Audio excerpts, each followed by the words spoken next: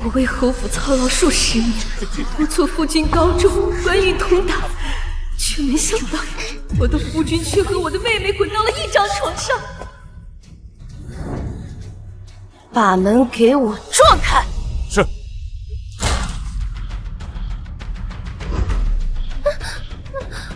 池景玉。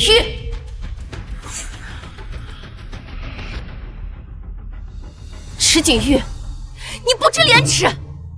我是你的世子妃，我为侯府辛苦付出这么多年，你竟然和我妹妹行如此苟且之事，你对得起我吗？沈唐宁，当家主母，你配？你不会交际逢迎，只会敦促上进。 熹微当这个主母，比你合适多了。实话告诉你，我从一开始想娶的便是你的妹妹。没错，长姐，若不是我当初计划换妻失败，如今我才是侯府名正言顺的主母。好啊，原来你们2人。 早就狼狈为奸了。既如此，那就随了你们的愿好了。我要和离，这个主母我不当了。唐宁，我们好歹夫妻一场，怎么能和离呢？你不必多说，我心意已决。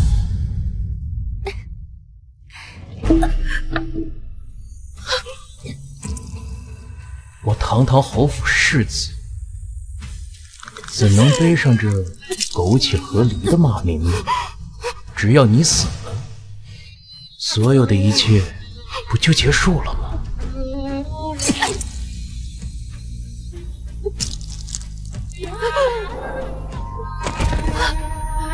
可笑我为主母之位操劳一生。 结果所嫁非人，真心错付，最终落得个惨死的结局。若有来世，我一定不要重蹈覆辙。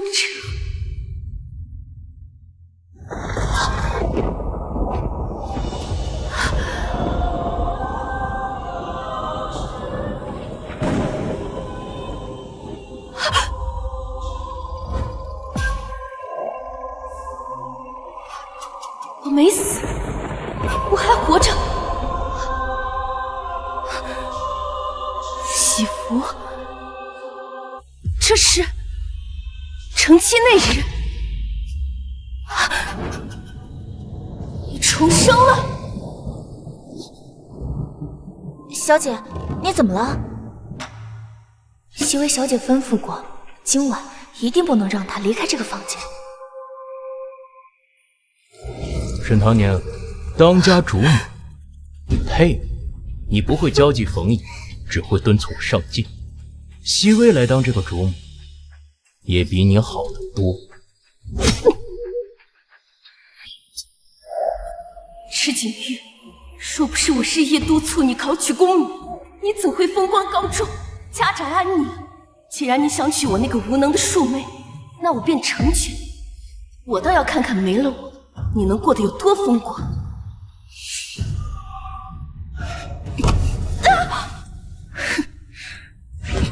嫂嫂怎么这么不小心？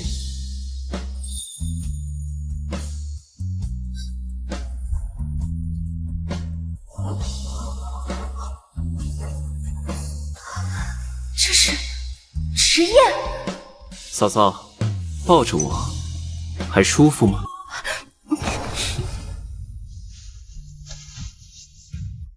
我真是个纨绔，上一世我能督促池景玉上进高中，这一世就算嫁给一个纨绔，我也能让她金榜题名。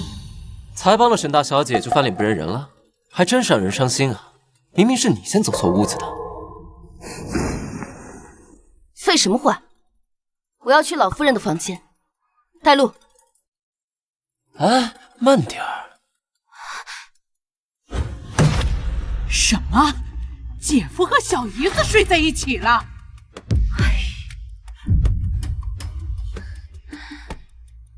正因如此，唐宁才想请老夫人主持公道。天哪！我这个未来嫂子不仅力气大，原来演技也这么好，看来大哥有福了。快叫人把世子和二小姐叫过来，千万不能让他们酿成大错。回禀老夫人，世子已经洞房了。什么？已经洞房了？这大哥真是糊涂，这新婚之夜怎么能跟别的女人厮混？怎么会这样？我未来夫君竟然和我妹妹……哎呀，唐宁，你放心，我一定让景玉给你一个交代。沈大小姐想要我交代什么？沈大小姐，不好意思，但我和徐伟已经有了肌肤之亲，我要娶她。长姐，都是我不好。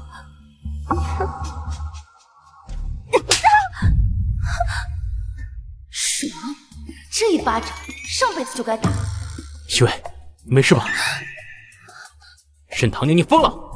赶紧给徐伟道歉，要不然我让你……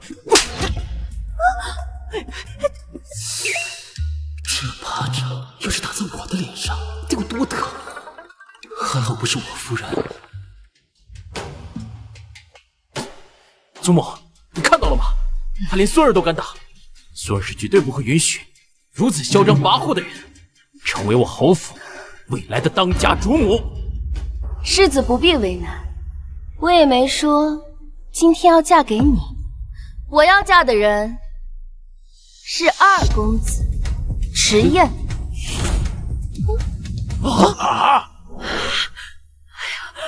喊什么喊呀？快叫夫人！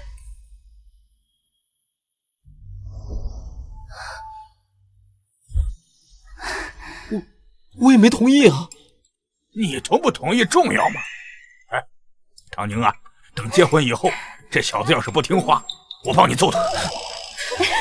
对，我们阿燕呀，能娶上你是她的福分，以后我们二房你说了算。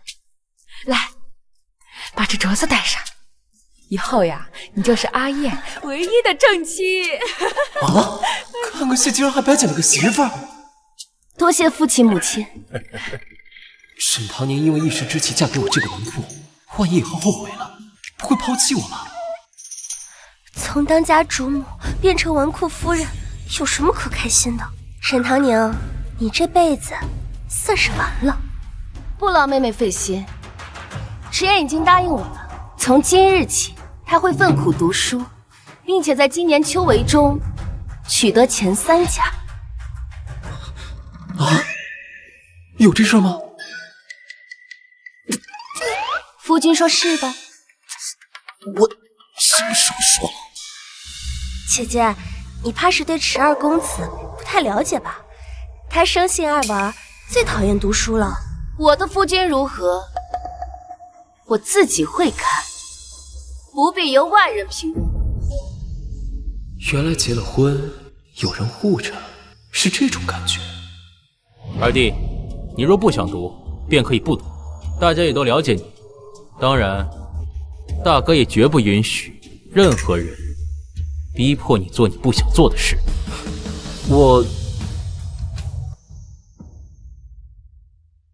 大哥，我决定了，今年的秋闱，我定能考进前3甲。好。二公子，莫要再哄骗姐姐。姐姐刚失去未来侯府当家主母的身份，已经很难过了。你再这样骗她，让她以后如何自处啊？你莫要看不起我。妹妹，侯府这当家主母之位是我自愿放弃，我能力有限，只能管好自己的小家，不像妹妹能者多劳，就喜欢管别人家的事。夫君，走吧，我们去读书了。大哥大嫂，我们也先回去了。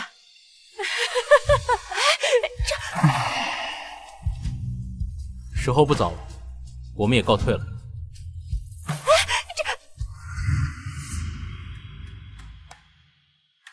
姐姐今日怕是受了什么刺激，居然要迟验一个纨绔参加科举，她估计连大字都不识几个吧。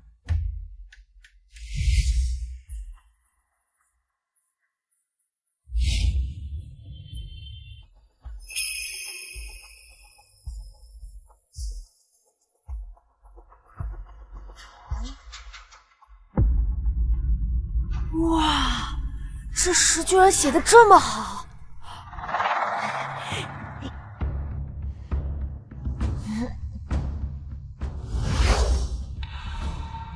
你懂什么？过来。世子爷有什么吩咐？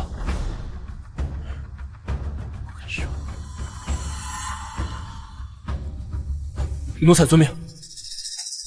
石月，你从小就比我聪明，就连我如今被父亲器重，也是因为当初拿了你的实力。既然你不好好做你的纨绔，那就别怪我不念及兄弟手足之情了。早知道读书这么累，我昨天就不应该脑袋一热答应盛唐要读书科举。现在大话都说出去了，真是骑虎难下。二少爷，二少爷，今天保罗来了个稀罕宝贝，你要不要去看看？稀罕宝贝啊？不去了，我这溜出去，夫人又该生气了。少爷有所不知，听说这宝贝叫昆山玉，百年难得一见，稀罕得很。您放心去，小的在这儿给少爷守着，保证夫人不会发现。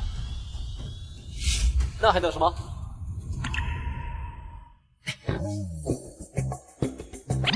好。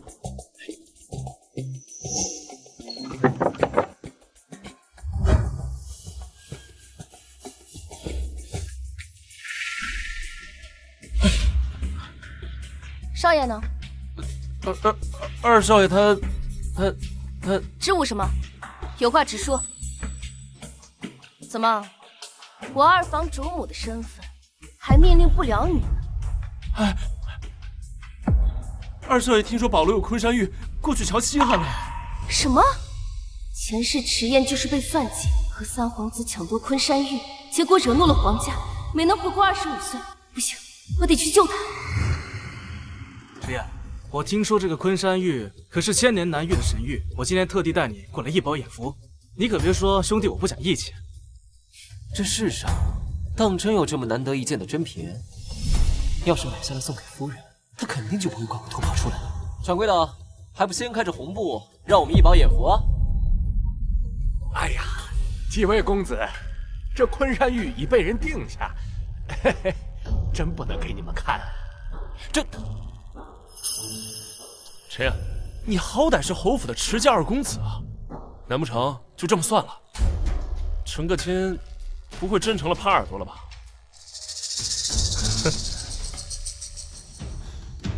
掌柜的，不让看，那总能买吧？上一个买家出多少？我迟燕出双倍。迟燕在哪？在天字号包下，迟二公子要花重金拍下昆山玉。你说什么？带路。是，二夫人，请随我来。我出10倍，这昆山玉的红布，我亲自掀开，做夫人的新婚贺礼。掀开！不好！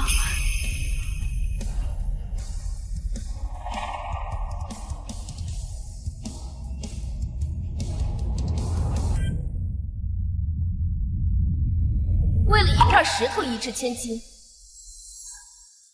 二公子好大的手笔！夫人，夫人，你别误会啊！迟燕，你别怂啊！男人在外花点钱怎么了？拿出咱男人的气势来！夫人，你听我解释啊！我买这块玉是想送给你当新婚礼物。然后呢？我不应该在夫人不在的时候偷偷翻墙出去玩。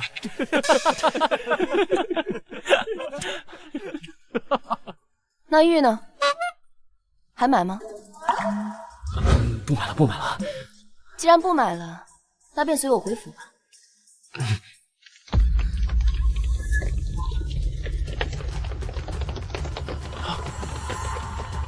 三皇子到！糟了，三皇子这个时候来，定是知道了迟燕夺宝一事。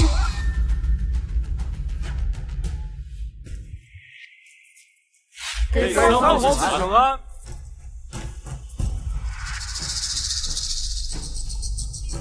听说你抢了我的昆山玉，二弟啊，二伯母对你寻常宠爱有加，要什么给什么。可是如果是寻常物件的话也就算了，可却是三皇子的东西，是断不能抢的。快，还给三皇子！我什么昆山玉啊？妾身只是来带不成器的丈夫回家的。三皇子若是不信，问问其他人便知。啊，对，迟儿翻墙出来玩，沈大小姐过来抓他回家。是啊。弟妹，我知道你是想要帮我这不成器的弟弟开脱，但是呢，骗到三皇子头上，这就是你的不对了。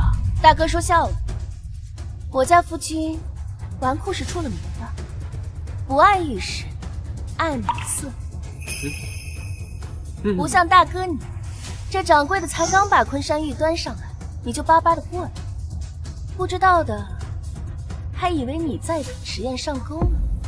多说无益，迟燕抢了三皇子的昆山玉，这已经是板上钉钉的事，任凭弟妹再怎么巧舌如簧，都是无法改变的事实。来人，把他给我拿下！慢着，你这么急干什么？这事情都没弄明白。你们要的昆山玉，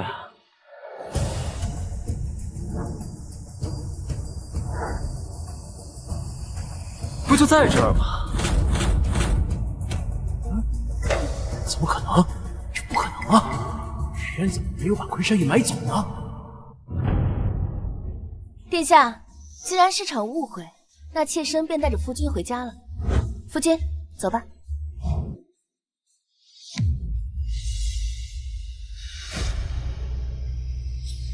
你敢耍我！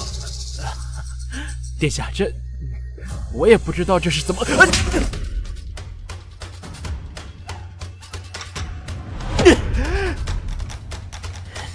沈唐明，为什么要坏我的好事？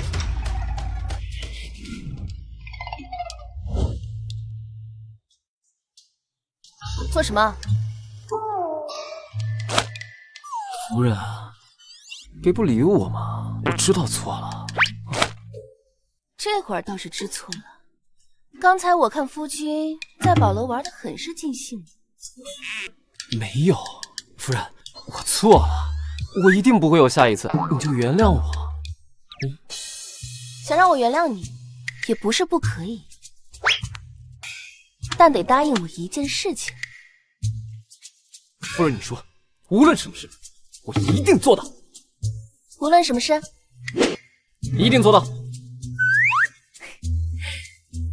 好。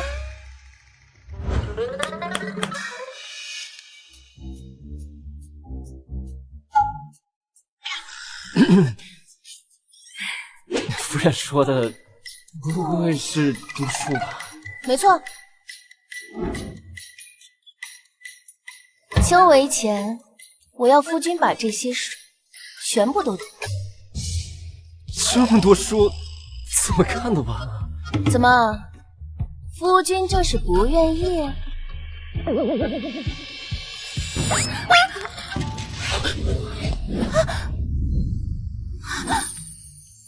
与我的夜幕风晴空，与你夕明中谈花秋，与我四季与你今生，与流年去匆匆，与你花间盛放。夫人急什么？一言既出，驷马难追。只要能让夫人宽心，我一定好好读书。还是唐宁有手段，这个儿媳妇儿还真是娶对了。你好好读书，别忘了明天归宁。看来娶个媳妇儿也挺不错的。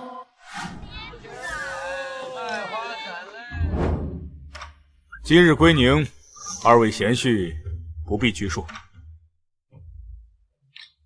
本来熹微代替唐宁成为侯府未来主母，还怕唐宁委屈。现在看池二公子一表人才，和唐宁啊，简直就是天作之合。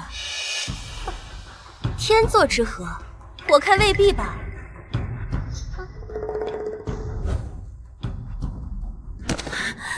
奴婢要告发大小姐私通，跪来内院。该来的果然来了。沈熹微，前世你便算计我与人私通，待会儿你就等着看我怎么反击你吧。秦嬷嬷，想办法让沈熹微拿到这封信，我要让他做几次妇。是。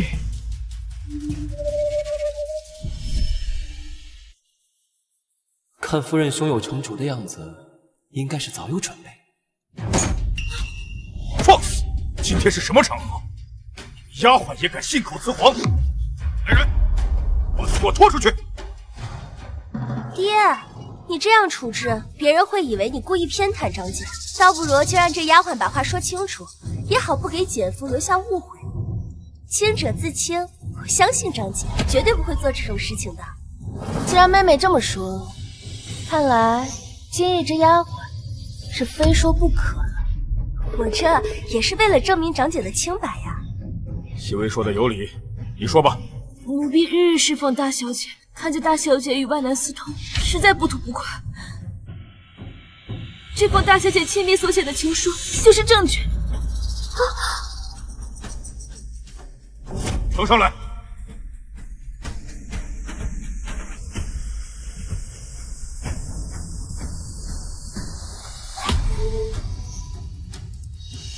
好你个孽女，敢与人私相授受！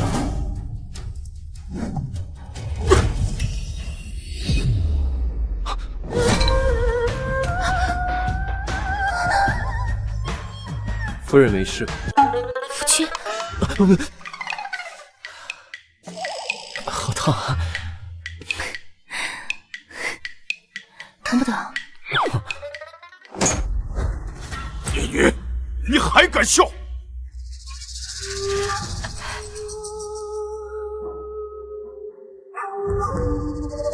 父亲，您当真要因为这封不知真假的情书，就这么对待你？是啊，老爷，这封情书还不知道是谁别有用心伪造的，怎能为此怀疑他们呢？伤了父女情分呢？哼，这白点黑字摆在这儿了，难道我还能冤枉他不成？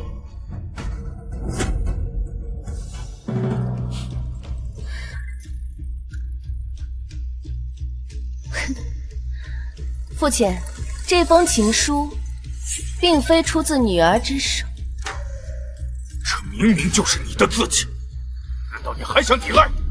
父亲，你应该也知道，女儿平日写信，落笔前定要将这纸张浸入特制花香，这香味可以长达数月。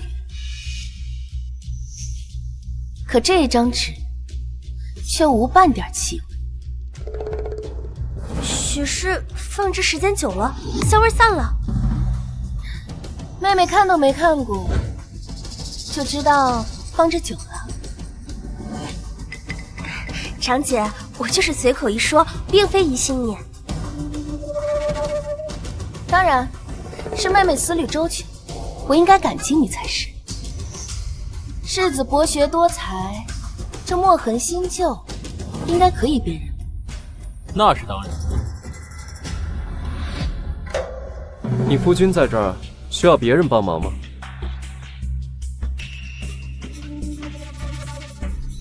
这墨痕灰而不黑，一看就不足1个月。父亲，这下可以证明女儿的清白了吧？唐宁，是为父错怪你了。好你个撒谎丫鬟！贱婢，胆敢胡言乱语，污蔑主子！来人，乱棍好好打一顿，赶出府去！慢着，放开！璎珞，看来这幕后主使之人已经把你当作弃子。你若现在说实话，我还可以放你一条活路。不说，那我就随时让我爹送你去见阎王。是二小姐。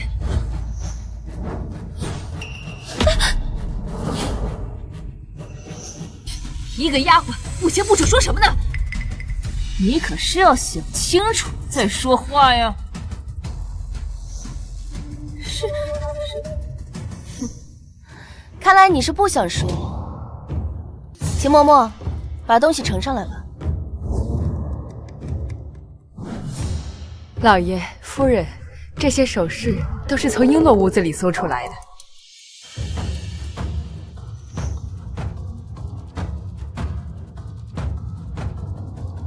哇，这根簪子可是珍宝阁的镇店之宝，这上面的红宝石品相极佳，没个500两可下不来。夫人，你娘家的丫鬟待遇这么好吗？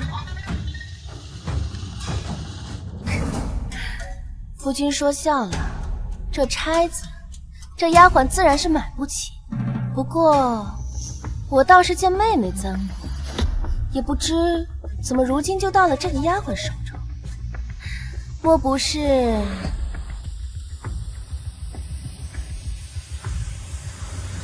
是偷！我说我的发簪怎么找不到了？原来是被你这贱人偷了去！不是的，不是我偷的，这发簪是二手口！还不把他嘴赶紧给我堵上！背鼠又偷窃，这样的丫鬟，我们沈家是容不得了。不如直接把她当成奴隶贩卖了去。不是的，是二小姐。爹爹，这丫鬟如今留着，也是个祸害。依我看，不如直接处死，更好。天哪，没想到我夫人长得这么美，手段却这么狠，师傅该不会也对我使这样的手段吧？丫鬟诬陷唐宁在先，又偷了熹微的首饰，怕是留不得了。那就按唐宁的说法，乱棍打死吧。不是的，是二小姐。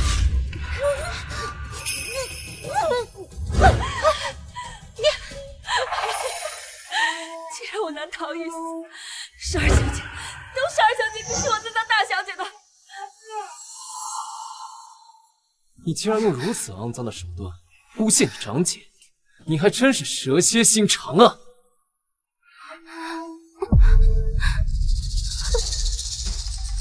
来人，看来这个丫鬟已经吓破了胆，竟生了异状。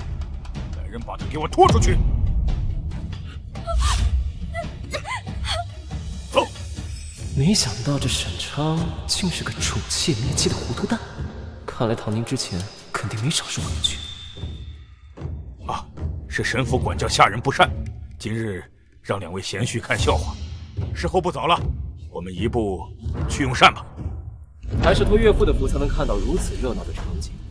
但今日我夫人无端受此诬陷，这教唆丫鬟的主子该如何处置？没想到这纨绔居然还会为我出头，这感觉好像还不错。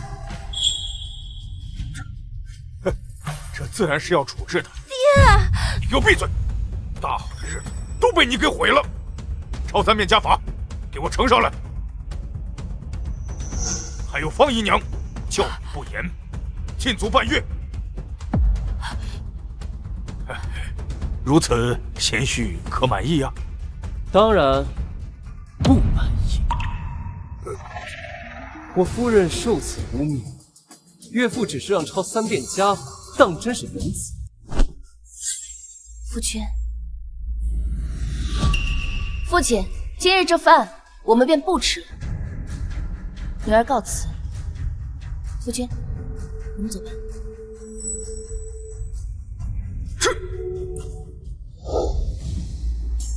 夫人，刚刚岳父分明是纵容他们欺负你，为什么不让我继续替你讨公道？夫君为我做的，我都看在眼里。这以后有了夫君撑腰，唐宁也可以直着腰板回家了。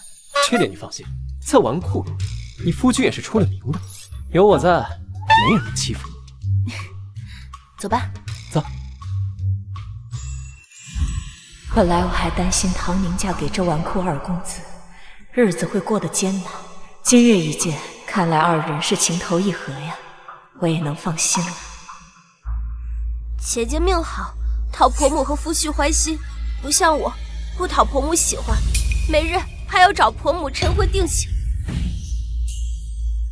这时辰也不早了，我得赶紧回去了，要不然又要被婆母责罚了。哎呦，可怜的女儿，赶紧回去吧啊！父亲，那3遍家法，快去吧，等闲的抄上，差人送来便是。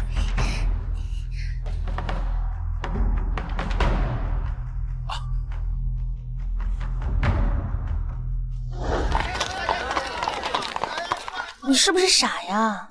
竟徒手去接那热茶，还疼不疼？夫人给我吹吹，吹吹手就不疼了。我这跟你说正事呢，还在这嬉皮笑脸，没个正形。夫人，现在耳朵也疼，但手更疼。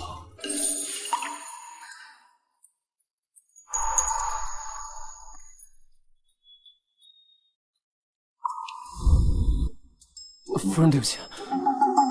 夫人没关系，我现在去买点东西，立马回家读书，读书。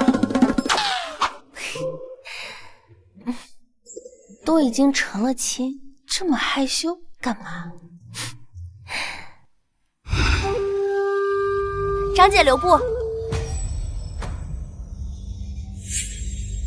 长姐，爹爹已经责罚了我和母亲，还请长姐与我冰释前嫌。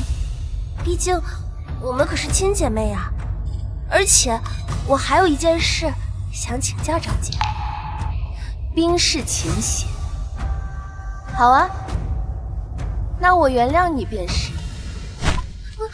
有什么事，赶快说吧。我想请教长姐，怎么样能和夫君恩爱，婆母和睦啊？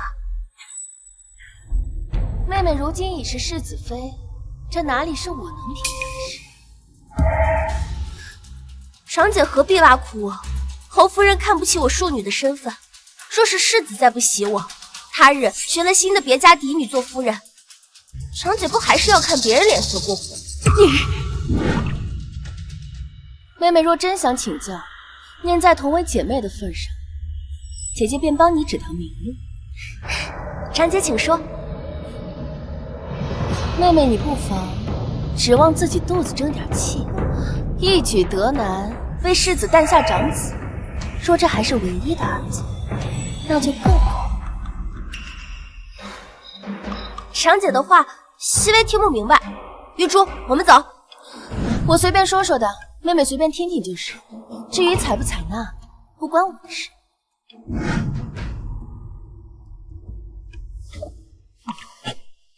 熹微，我见你独自来到二弟的院子，久久未归，心里放心不下才寻来的。怎么一脸失魂落魄的样子？有人欺负你？没有的事，长姐心里还怨我。这怨你不是应该的吗？啊！我夫人被你这般构陷，她不怨你，难道还要谢谢你？二弟，怎么和你嫂子说话？大哥是不是记错了？这侯夫人从来没认同过她侯府夫人的身份。告诉你，即便如此，你也不能这么和熹微说话。我夫人被人背后编排，我还不能替她讨回公道。大哥，你忘了，我这人护短，不叫蛮臣。居然连一个纨绔都能在这儿质疑我的身份，看来得尽快怀上孩子，稳住世子夫人的地位。西薇，我们走。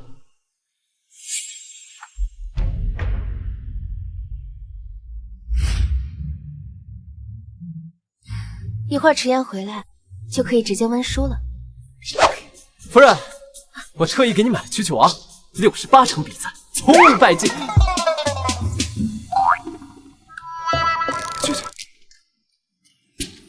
我去！夫君，你在找什么？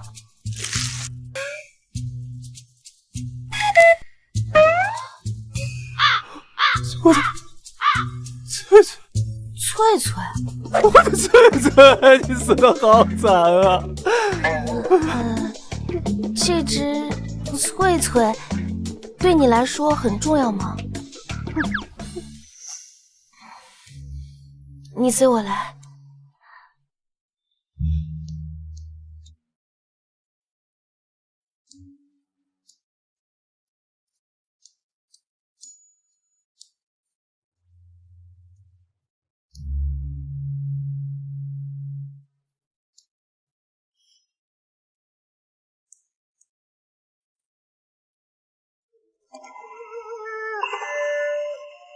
夫人，不嫌我玩物丧志吗？穿越来到这个陌生世界的第20个年头，还是第一次有这种被人尊重的感觉。夫君这几日都有在好好温书，劳逸结合，我觉得没什么不好的。夫人，我一定会认真读书，绝对不会辜负你。读吧。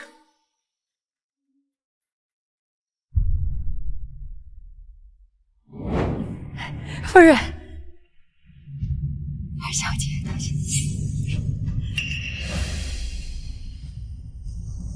妹妹这如今求子心切，嬷嬷，过几日找个得心的丫鬟，给世子夫人送去生子秘方。是，奴婢这就去办。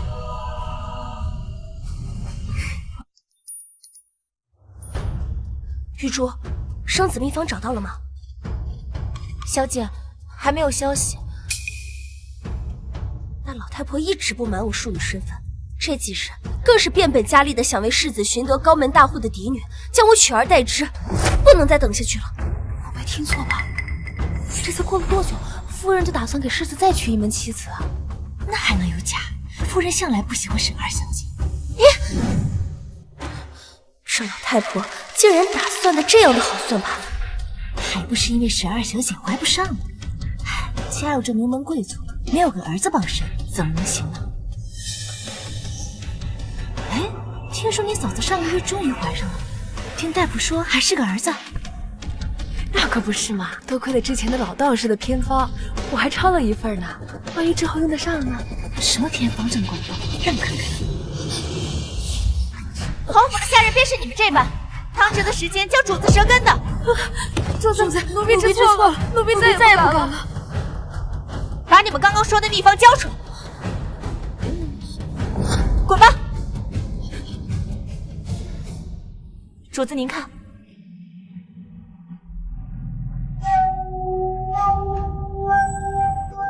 找个大夫验一下这个方子的真假。若真的如此灵验，我定要借此一举夺男。是。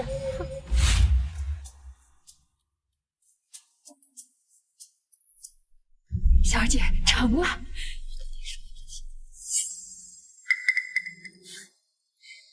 让他只管去验，我们这方子只真不假，我们就等着他有孕的好消息吧。好。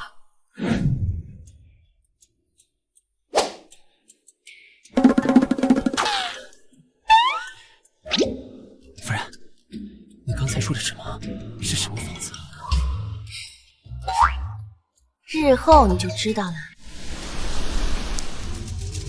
给老夫人请安。坐。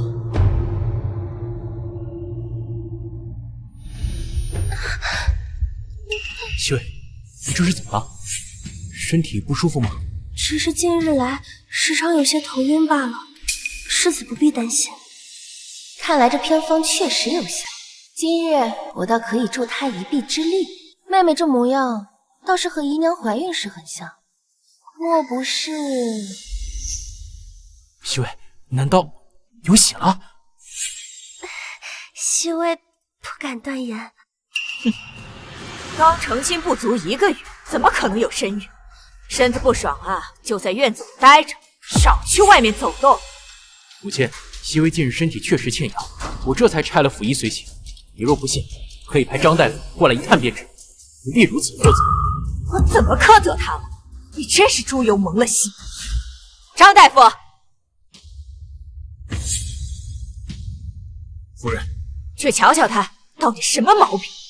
是。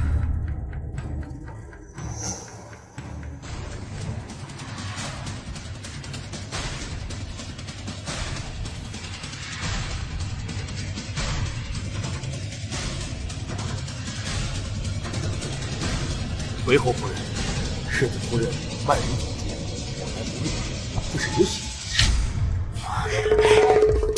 夫人这一记送子偏方，还真是闹得张姐家鸡犬不宁啊！你好啊，我向来有仇。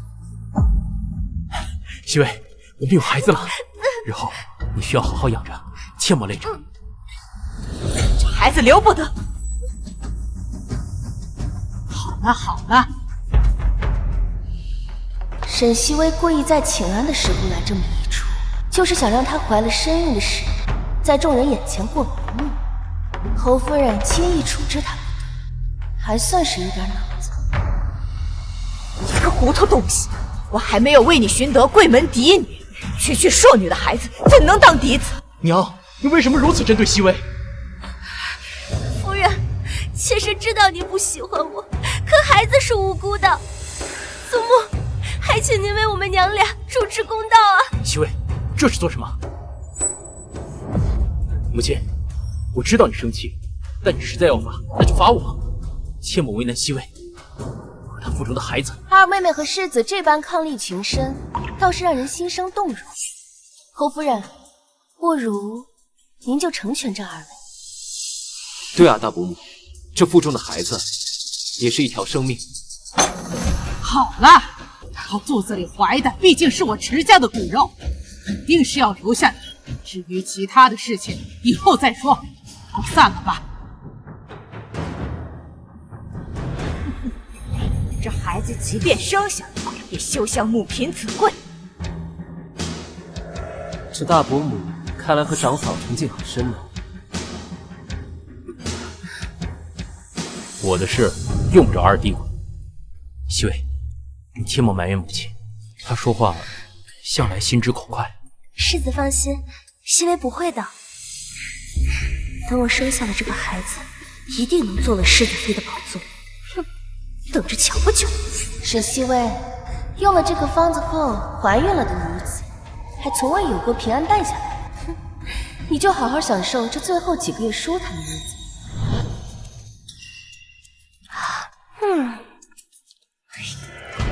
我就说这孩子留不得，你看你给我娶了什么好媳妇？接着肚子里的孩子都要上天了，真是不当家不知道这府里银子是哗哗的流。娘，咱家的银子不一直都是二伯母补贴的吗？再要点。你说的轻巧，找二房呀！你让我这老脸王大哥。娘，放心吧，这事情就交给我去办。母亲身体今日可好？挺好，尝尝这茶。这茶呀，二夫人，王管家，还没到支银子的日子，你怎么又来了？回二夫人的话，中宫银子吃得紧，世子便派我来，暂且能支出一些。我上个月刚支了一笔银子，这还不到1个月就花完了。哎呀，二夫人您这是，您又不是不知道，府里现在多了位小主子，老夫人早先放了话，一切先紧着那边，这开支可不就大了起来了吗？吃的、穿的、用的，哪样不都得花银子？我补贴宫中的银子都是花在侯府上，如今大房儿媳怀了身孕，也要算在我头上。这母亲一直被大房压一头，只有让她体会到硬气带来的好处，才好成为我坚实的后盾，而非累赘。算了，多一事不如少一事。来人，等等。王管家，这是来向我母亲讨银子，侯府居然落魄成这样。二少夫人有所不知，侯府历来都是如此，在您尚未嫁过来之前便有了这样的传统，更何况此事二夫人是同意的。历来如此，便是对的吗？我还从未听说过哪个高门大户家的开销是出自儿媳的嫁妆。唐宁，王管家不是这个意思。王管家以后不用来了，从今天开始，我们二房不会再补贴宫中，也麻烦王管家回去转告一下。若是管不好家，我们愿意帮忙管家。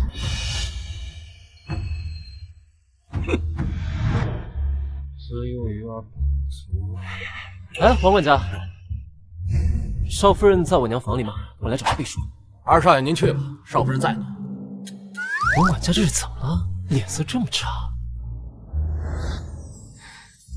方才唐宁借阅了，母亲勿怪。好孩子，娘知道你是为了咱二房好，说来也怪，我们做父母的不争气，否则哪用得着看别人的脸色。我明白母亲的良苦用心，但如今我们若想挺直腰板生活，关键还得看夫君才是。唐宁，我活了大半辈子，居然没有你看得透彻。可是阿燕她也不是读书那块料啊。母亲，明日我想去普陀寺进香，为迟燕的仕途求个顺遂。唐宁居然相信我能入仕？求仕途？你那么肯定阿燕她能考得上，迟燕又不笨，为何考不上？前几次许是运道不佳，这次我们再试试，一定能成功。行。前世三皇子就是攀上长公主，才一举夺位。这一世，我要让长公主做迟燕的靠山。他倒是比我还有信心。我在听我夫人的话，你在干嘛？二公子莫怪，小的路过，路过。这莫名其妙。唐宁当真这么说？帮忙管家？他沈唐宁算什么东西？还好，得让他进我侯府去，否则还不翻了天了。母亲，他向来都是这般嚣张跋扈。沈唐宁明天去普陀寺进香，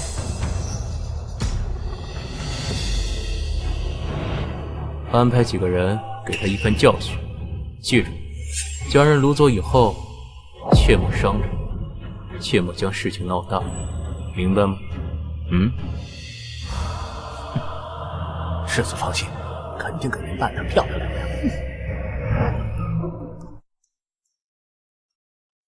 我记得前世今日长公主会秘密来此上香，一会儿我一定要想办法拉拢她才行。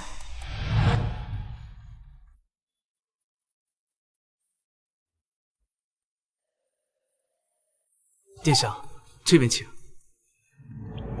夫人，这棵树好是气派。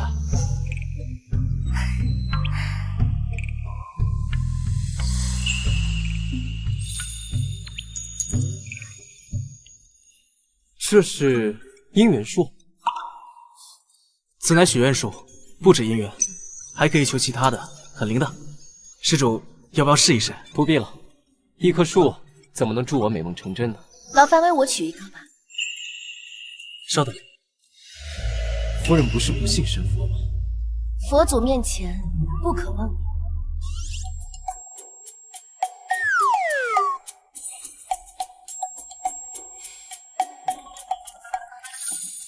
心诚则灵。那夫人要许什么心愿？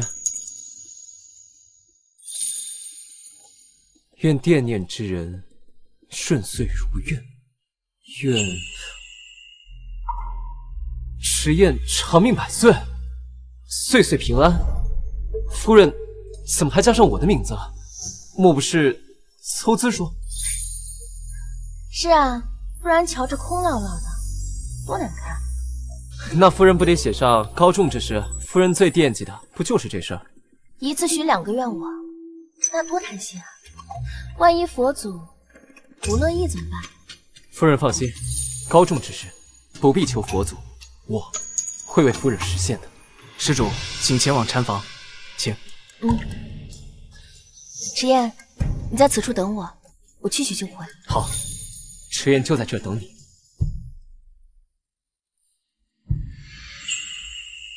愿我平安。原来这就是被人惦念的感觉。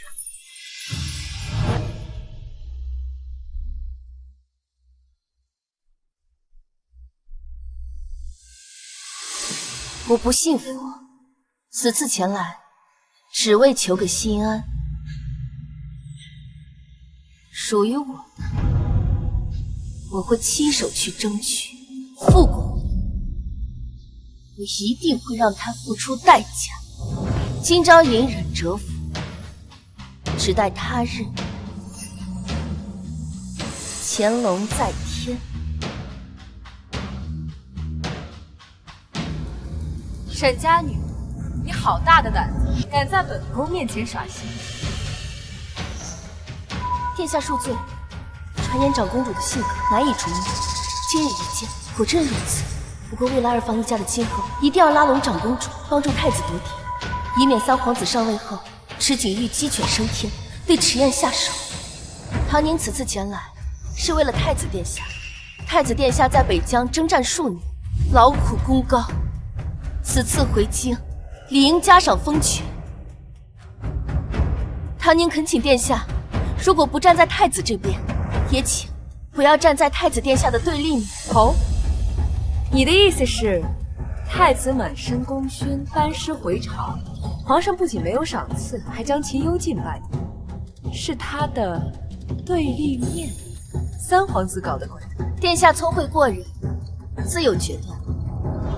唐宁只知太子殿下文韬武略，深得人心，其余唐宁不敢问。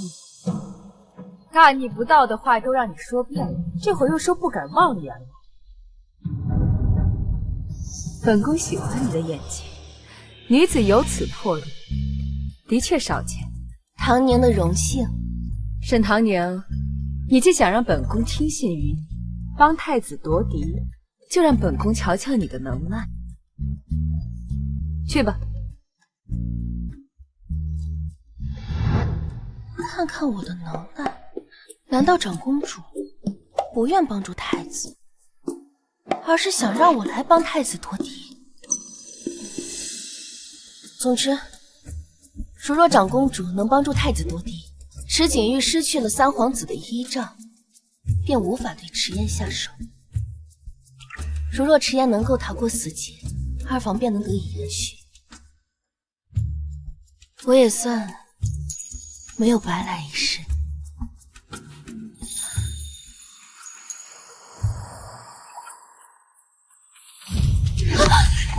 算是等到他落单了。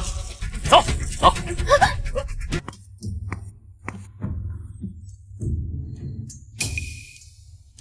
哎，师傅，有没有见一个穿碧色裙衫前来祭拜的女子？施主，那位夫人方才已经走了。唐宁让我等她，绝对不会招呼都不打一声就自己离开。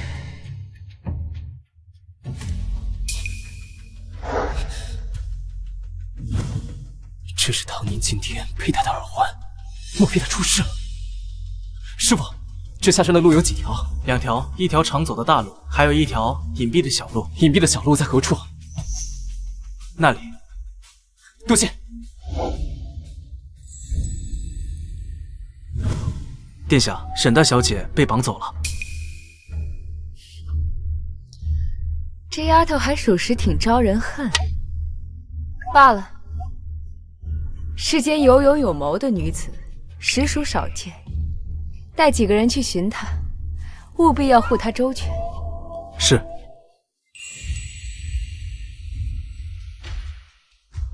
大哥，到底咱们把那小娘子带到哪里去啊？那先王的管家说了，咱只是吓唬吓唬他。明天一早，咱就把人给他送回去吧。王管家果然是大方，为母亲驳了面子，所以拿我开导。那要不咱们就把他带到前面的山洞里。走。站住！你们要带我夫人去哪儿？是迟燕，迟燕，我在这儿呢！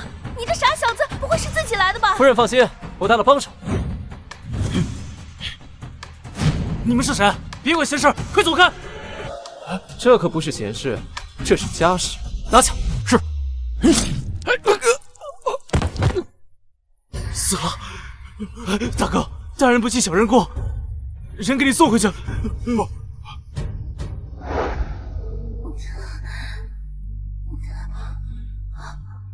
夫人没事，放心吧。迟燕，这些人是谁？沈小姐，属下听从长公主吩咐，前来护您周全。长公主？长公主如何得知我被绑架了？当然是机智过人的夫君我问路的时候被殿下听到。夫人注意，这一脚会很帅。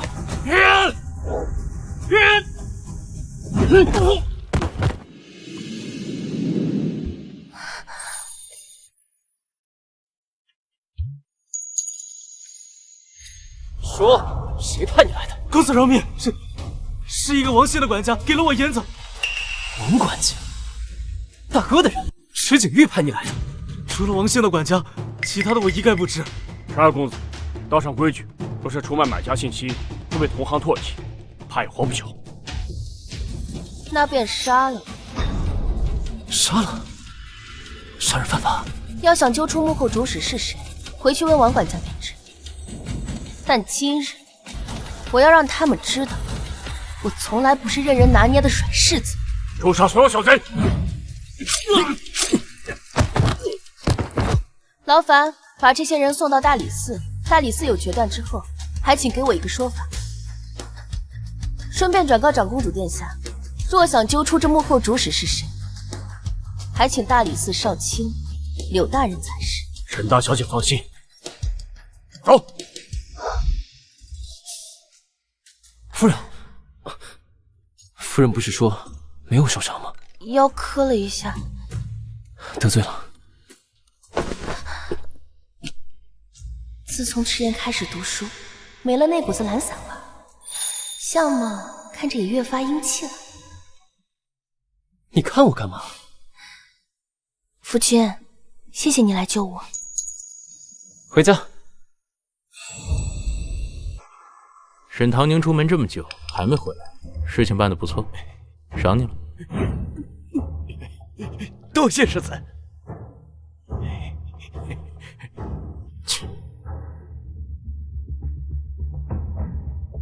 等柳大人到了，我看你们如何狡辩。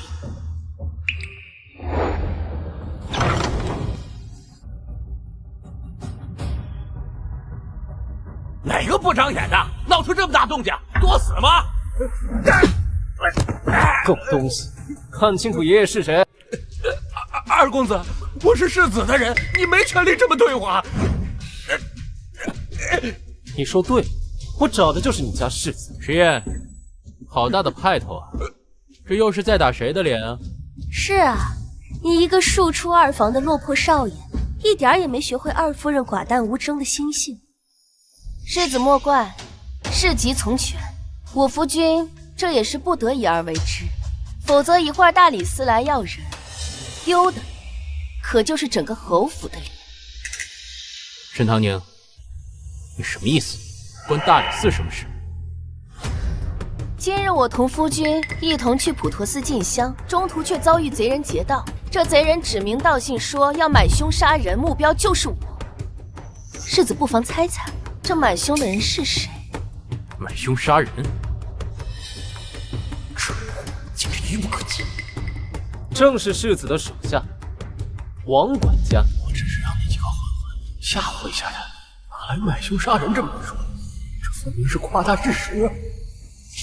二公子，你就是血口喷人，我从未做过这样的事。别，你说是王管家办的，你有证据吗？现在把那几个歹人叫过来，咱们当场对质。那几个人已经死了。死了？那你的意思是，他们死无对证？不好了，大理寺少卿柳大人来了。你说什么？此事都弄到大理寺去了？柳大人前来，有没有说此行是为了什么？柳大人，我此番前来，乃是受长公主之托，带王府回大理寺调查。王管家，好大的胆子！说，这个狗东西到底是谁指使的你？侯爷明鉴，小人冤枉啊！今日长公主与贵府二少夫人一见如故，便叙了会儿话。谁料分别之后，二少夫人竟然在普陀寺内被人挟持，还好遇上了长公主的侍卫，侍卫将人带回大理寺，说贼人生前亲口承认，是收了侯府王管家的银子办事。对，柳大人说的，无一字错误。柳大人，原来确有此事，我侯府断然不能留这种穷凶极恶之徒，还请柳大人依法办事。石头，我说我的发簪怎么找不到？原来是被你这贱婢偷了去。事情败露，便不论分说，舍弃棋子，撇清关系。不愧是睡一张床的一对贱男贱女。柳大人，人本侯就交给你处置了。侯爷放心，下官定然尽心尽力。此事因我而起，还望大人莫要声张，否则这传出去，丢的还是侯府的脸面。二少夫人放心，下官今日来侯府，只是向侯爷讨杯茶喝。多谢刘大人，带走。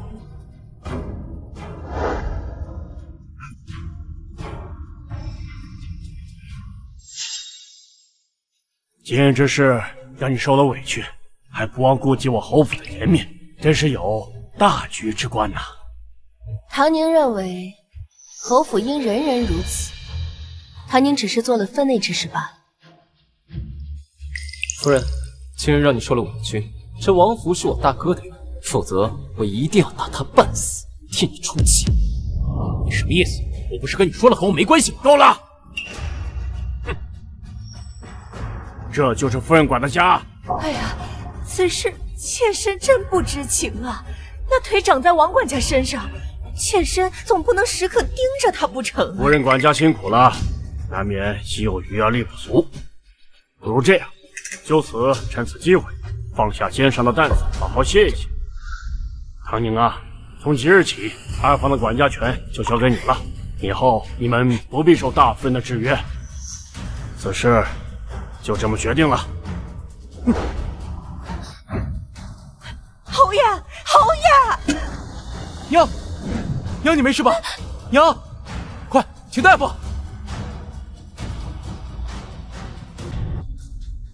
没想到这沈唐宁就如此手段，能把长公主搬过来做人证，还闹到了大理寺。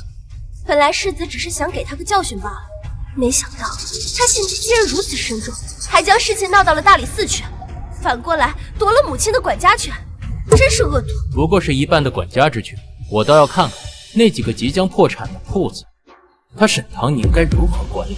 如果管理不好的话，我就禀告父亲，收回管家权。夫君，君子都以梅花作为气节的比喻，不如今日夫君做一首咏梅的七律吧。哪会作诗啊？算了，随便写一首吧。众芳摇落独宣言，占尽风情向小园。疏影横斜水清浅。后面的我实在想不起来了。夫君作诗进步很大，这诗对仗工整，只是后面怎么不做了呢？这后面我一时对不出来了。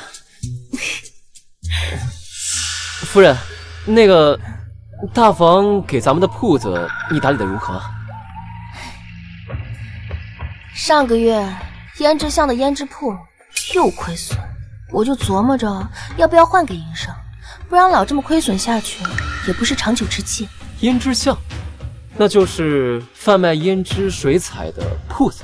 是啊，那条胭脂巷有4、5家胭脂铺，难怪会亏损。现在大房正摩拳擦掌等着看我笑话呢。我有办法。我跟你聊正事，别闹。我也是说正事。夫人可曾听过香皂？香皂？那是什么？夫人且等着。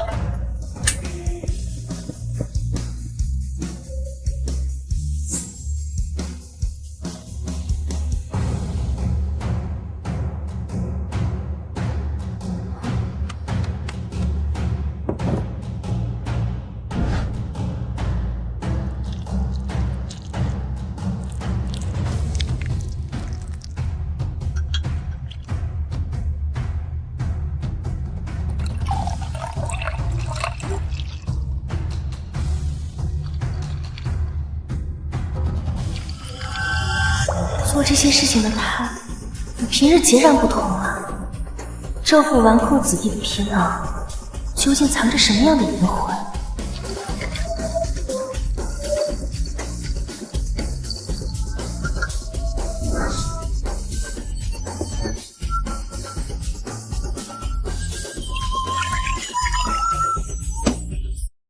好了，这样就行了。这个叫香皂，酒用呢，不仅可以去除油脂，还能让人的皮肤变得光滑细腻。有这等神奇的功效，夫君莫不是在骗我吧？这些都是我在书中学到的知识，我怎么会骗你呢？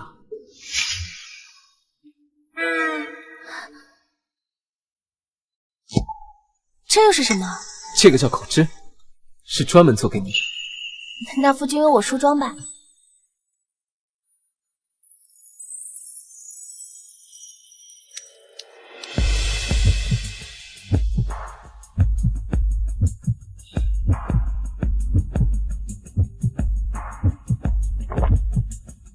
这好看。我是说这口脂颜色好看。当然，我夫人最好看。夫人，那既然我们现在有了这么多新产品，不如我们把包装也做一些改动。我倒是有一个法子，不知可行不可行。假设这口脂有多种颜色，如若凑齐其中3种颜色，便可任意挑选一种同等价格的商品。抽奖？等等，即可有盲盒是不是也得安排上？夫人，我们还可以将不同规格的口脂放在未经标注的包装里，让顾客随意去挑选。它集齐了所有规格的口脂，就可以兑换限定隐藏款的口脂。限定款？这种法子倒是从没听说过。我们铺子现在有了这些，生意一定会兴隆的。这是家什么店啊？桃花坞，听着倒是不错。它应该是家卖胭脂的吧？新店开张，还请诸位赏脸捧个场。开张前3日，铺内所有东西均折本售之，不满意7日之内可以免费退，免费退。这可是的，去看看去。你说我们这些新奇的方式，客人能接受吗？放心吧。慢点儿，慢走，慢走，慢走啊！今日我们店铺的生意这么火爆，订单都排到下个月了。真没想到夫君还有经商的天赋呢。只有这个时候，我才觉得唐宁，她带着这个年纪的幸福。你笑什么？夫人累了这么些天，应该好好放松放松。这是做什么？给你揉肩啊。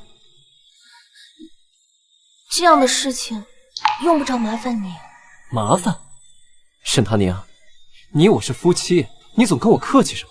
可你这样，这要是传出去，我会遭人非议的。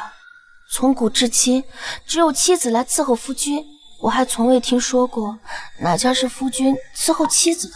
咱俩关起门来过日子，与别人有何干系？再说了，这夫妻本应该相互扶持，你来我往，方能长久。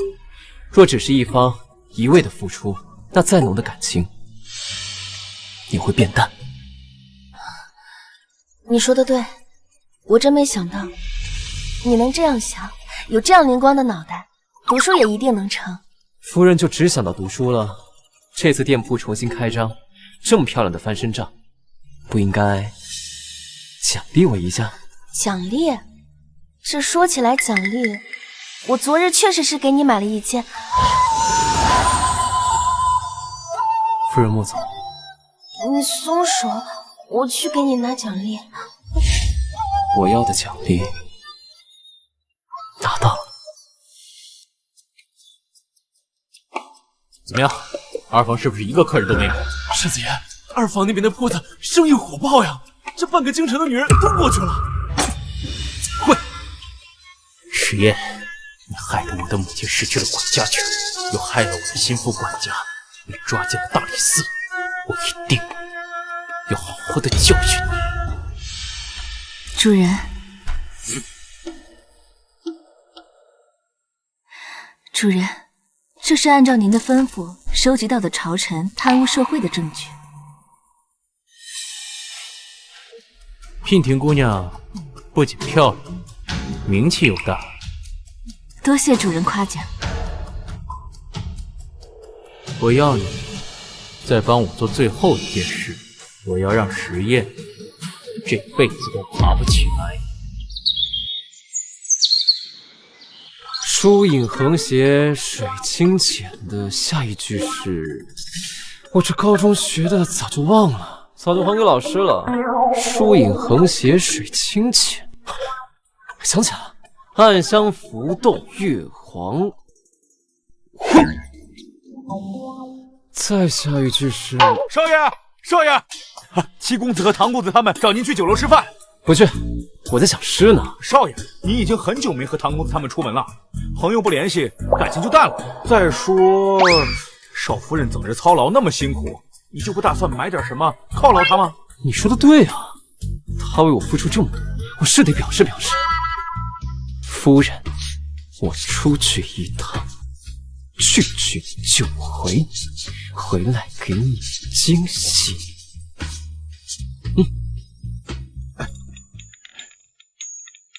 阿燕，先放下书来歇歇，用早膳了。实验人呢？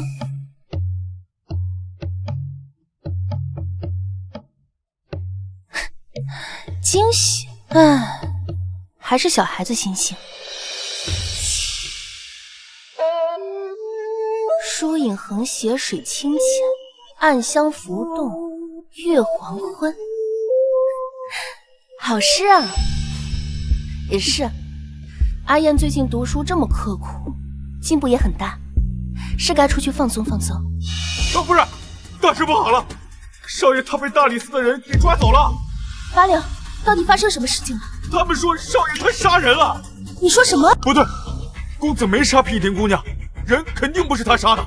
到底发生什么事了？听说今日娉婷姑娘要在长乐坊献舞，季公子和唐公子他们提议要去瞧瞧。二公子本不乐意的，但又不好扫了他们二人的兴致。说好出来吃个饭，怎么吃到这儿来了？哎呀，机会难得嘛，快走啊！哎，那说好，我们边看边吃，吃完还要回去读书呢。读什么书？因为当时门票太贵，小人就没跟随公子一起进去。不过后来大理寺来人说，公子贪图娉婷姑娘美色，醉酒强迫。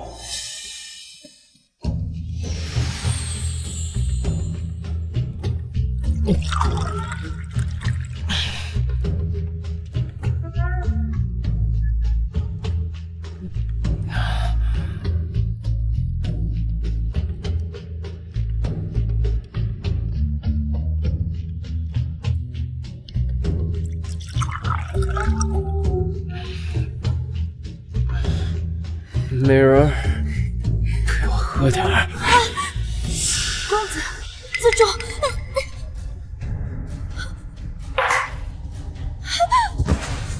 别过来！别过来！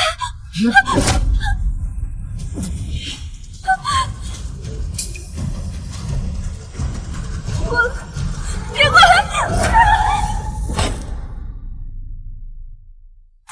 这什么情况？这是？不好了！娉婷姑娘坠楼了！再后来，娉婷姑娘坠楼，大理寺的人又说公子行凶，便把公子带走了。不过我后面打听到，没有一个人看到公子亲手推娉婷姑娘下楼。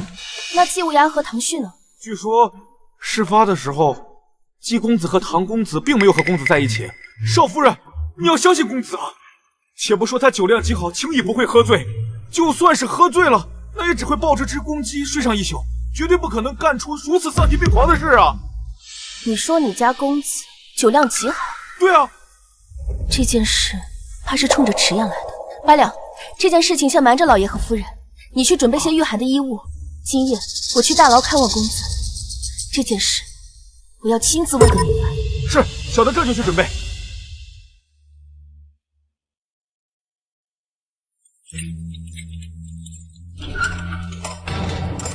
就是这，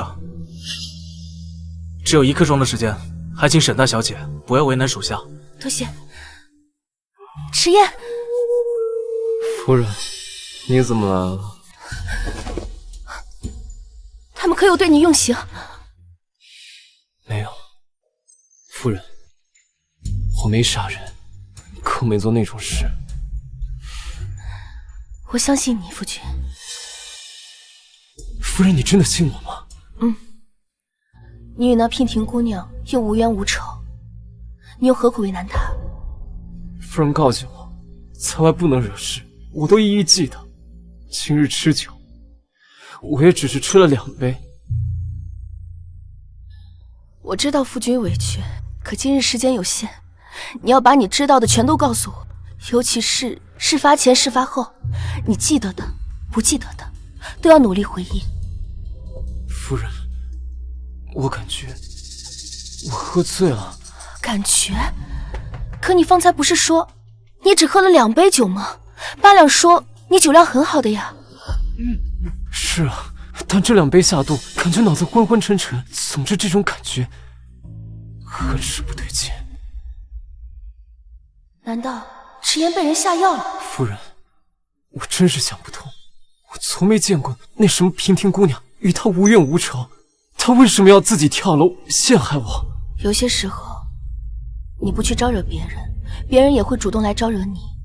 他们要害你，不是因为你做错了什么，而是因为他们的恶。夫人，那我该怎么办呢？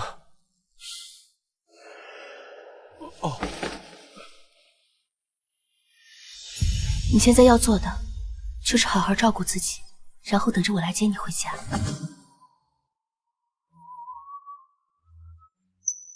那日你在普陀寺遭人绑架，丢了耳环，我买了副新的，很想在生辰之日给你，但现在怕是出不去了。夫君，你不必担心。夫人，之前的那些诗也不是我原创的，都是我抄的。但是夫人放心，若是我能出去，我一定好好学习，好好作诗。好，夫君，你放心，我一定会接你回去。我还等着夫君考上状元，当大官呢。小姐，快随我回府。老夫人听说二公子入狱，雷霆大怒，说把二公子赶出侯府。你说什么？沈大小姐，时间到了。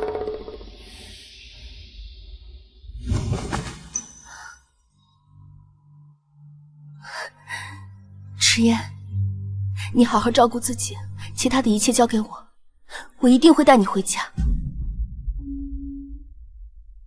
这耳饰还是等我生产的时候再送我吧。夫人，切莫做危险的事情，保护好自己。你放心。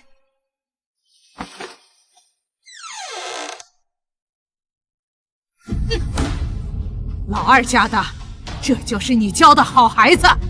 平日里斗鸡走狗，不务正业，不咬咬牙还能睁一只眼闭一只眼，可如今他居然沾了人命官司。迟延竟然杀了人，哎呀，真是罪过！混账！迟家居然出了这个无法无天的孽障，这让我怎么向列宗交代？池家是断断容不得这个败坏门风的孽障。您的意思是要把池燕逐出家门？母亲，这万万使不得！谁要将我夫君逐出家门？池燕她没事吧？母亲放心，池燕一切安好。好啊，原来你早就知晓此事，知晓却不上报，难不成你想让池家明日沦为整个燕城的笑柄？弟妹，池燕闯下这样的大祸，你竟然想替她瞒天过海，你还把不把侯府放在眼里？祖母，池燕只是被大理寺请去，前去配合查案，并未定罪。事情是不是他所为，还有待商榷。3人一同吃酒，如今只抓了他一个人，这还不能证明他的嫌疑。事情发展到这个份上，你觉得还有转圜的余地？当然，柳暗花明又一村，事情还未到绝境，怎能轻易下定论？弟妹，我知道你护夫心切，可杀人这事并非是小事，恐怕连我们侯府都要被连累。别的不说，明天我和父亲上朝，就参我们的折子，都够我们吃一壶子。不行，这个逆子必须逐出家门。祖母，我们是一家人，一荣俱荣，一损俱损。遇到这样的事情，不想着解决办法，却在这儿想着撇清关系，这落在外人，乃至皇上眼里，该怎么看？长姐，我知道你救人心切，可是作为晚辈，你也不能公然顶撞老夫人啊。二妹妹倒是关心，先不说我是否是顶撞，若不是当日你我错驾，恐怕这会儿你比我还着急吧？你怎能如此？二妹妹还怀有身子，怀有身孕的人最忌讳思虑过多。我劝你，还是好好回去歇着吧。祖母，还请您顾全大局，为我池家的长远发展考虑。若是分家之事传到皇上耳朵里，危机面前，血脉至亲相互猜疑，相互残杀，您觉得皇家还如何相信我池家能尽忠皇家？你池燕绝不能是顶着罪名被撵出池家，待时机成熟，我还不屑与你们这一家子狼心狗肺同住一个屋檐下。祖母，二弟的事情尚未盖棺定论，我们还是等大理寺吧。现在将池燕逐出家门，确实显得侯府落井下石，失了大家风范。谢世子为夫君说话，池景月竟会帮沈唐宁，难不成他对沈唐宁死灰复燃了？唐宁，池燕的孩子怎么就着了道呢？母亲，你也是相信池燕是清白的？自己的孩子什么品行，作为父母再清楚不过。他虽然顽劣些，但是他绝对做不出这杀人的勾当。母亲放心吧，我也相信他，清者自清，夫君一定会回来的。今日大理寺少卿柳大人会去娉婷姑娘所在的春风楼查案，我得去看看，一定要找出证据，证明池燕的清白。小姐，你可是要去求柳大人为公子证明清白？嬷嬷，求人不如求己，我要亲自找出证据。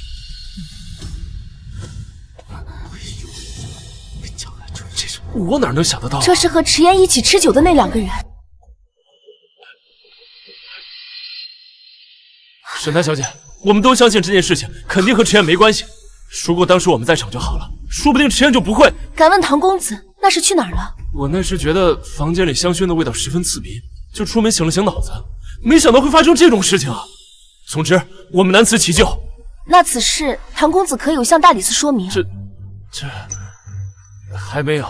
我那时，唐公子，池燕把你们2位当成朋友，可你们扪心自问，真的当得起朋友这2字吗？我还有事，2位请回吧，先告辞。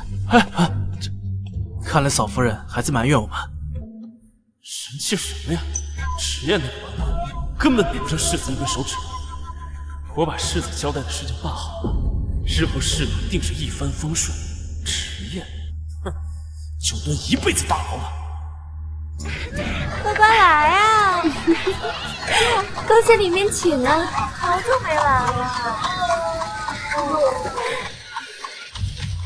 唐宁在此恭候多时。沈大小姐，你特意在此等候本官，若是为了你夫君的案子，请回吧。杀人偿命，此乃国法。若这是长公主的意思呢？借长公主名头一用，也不算是什么罪过吧。柳大人莫怕，我知晓规矩，不违律法，只是不想让我夫君白白背上一条人命。你的意思是，你夫君是被冤枉的？沈大小姐，办案要讲究证据，可不是说说而已。柳大人这是要去春风楼吧？我以为女子心思细腻，若您带我同去，定能帮你找到证据。随我来。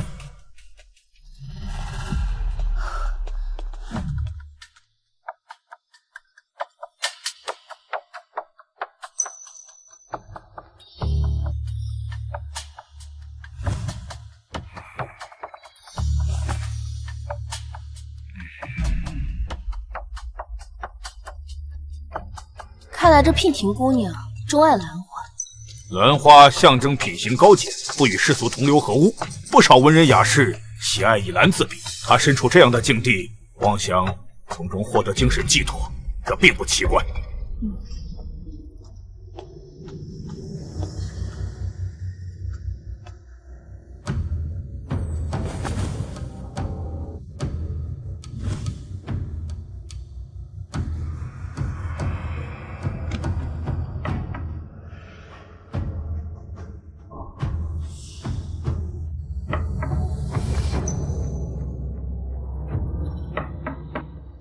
里面是空的。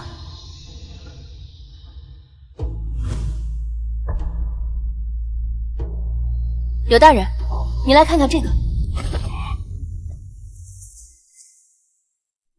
没想到姑娘房里竟有暗格，看来这娉婷姑娘并非普通烟花女子。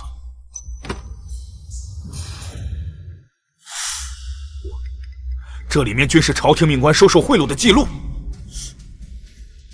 是娉婷姑娘知道了这些秘密，自知时日无多，迫于无奈，所以自杀。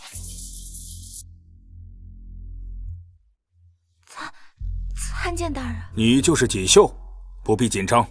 我找你来就是了解一些娉婷的情况。大人只管问，妈妈说了，让奴婢配合大人。你伺候娉婷多久了？回大人，有3年了。你家姑娘平日里有什么爱好？最近和什么人走得比较近？姑娘平日里闲暇时就喜欢下棋、抚琴，没事也会研制一些香料水粉。香料？我那时觉得房间里香薰的味道十分刺鼻，就出门醒了醒脑子，没想到会发生这种事情。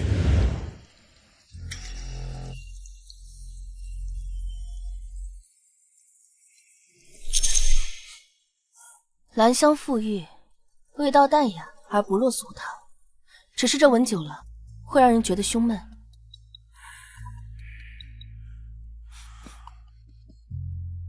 你家姑娘很喜欢这个味道。对，姑娘尤其喜欢兰香，可市面上难寻，就算买到了，她也不甚喜欢，所以就只能自己研究香料。沈大小姐，这个香囊和娉婷上的香囊是一样的，单独使用并没有问题。可若与昨日游船上的苏合香混用，却能让人短时间的失去理智，为人操控。什么？但这2杯下肚，我就很晕沉。总之，这种感觉很是不对劲。难怪迟燕说，才喝了2杯酒就觉得神志不清了。不好了，着火了！坏了，他们要毁尸灭迹！快走！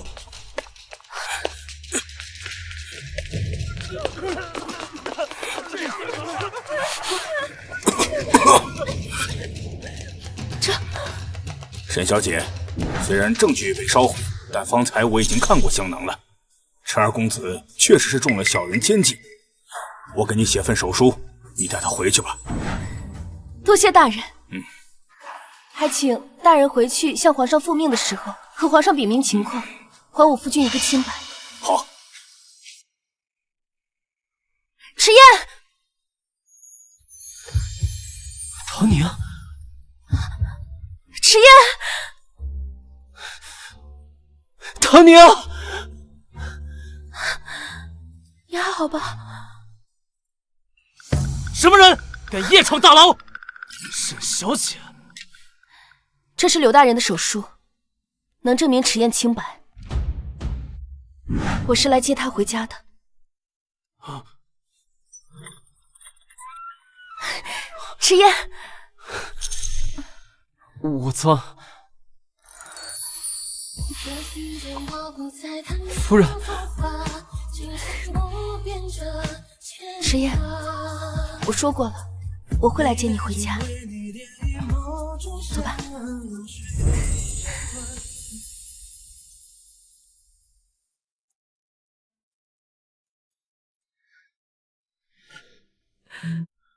娘亲，娘还不信我说的，这不，夫君可不就是回来了？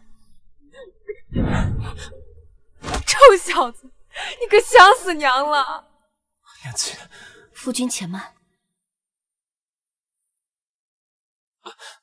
夫人该不会想抽我吧？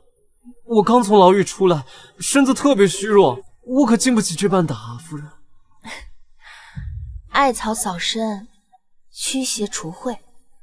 经此一遭，愿夫君日后都能平安顺遂。夫人，好了，进去吧。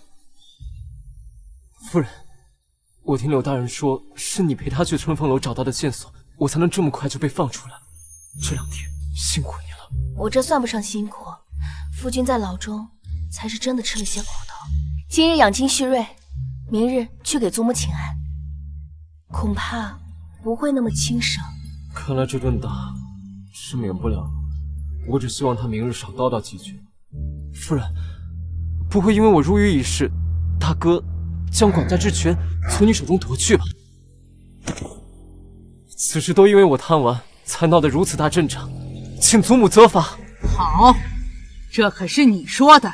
母亲，阿燕这回是被人设计，错本不在她。话虽如此，可外界不明真相的，少不得怎么揣度我们迟家呢？这最该怪罪之人，不应该是幕后害人之人。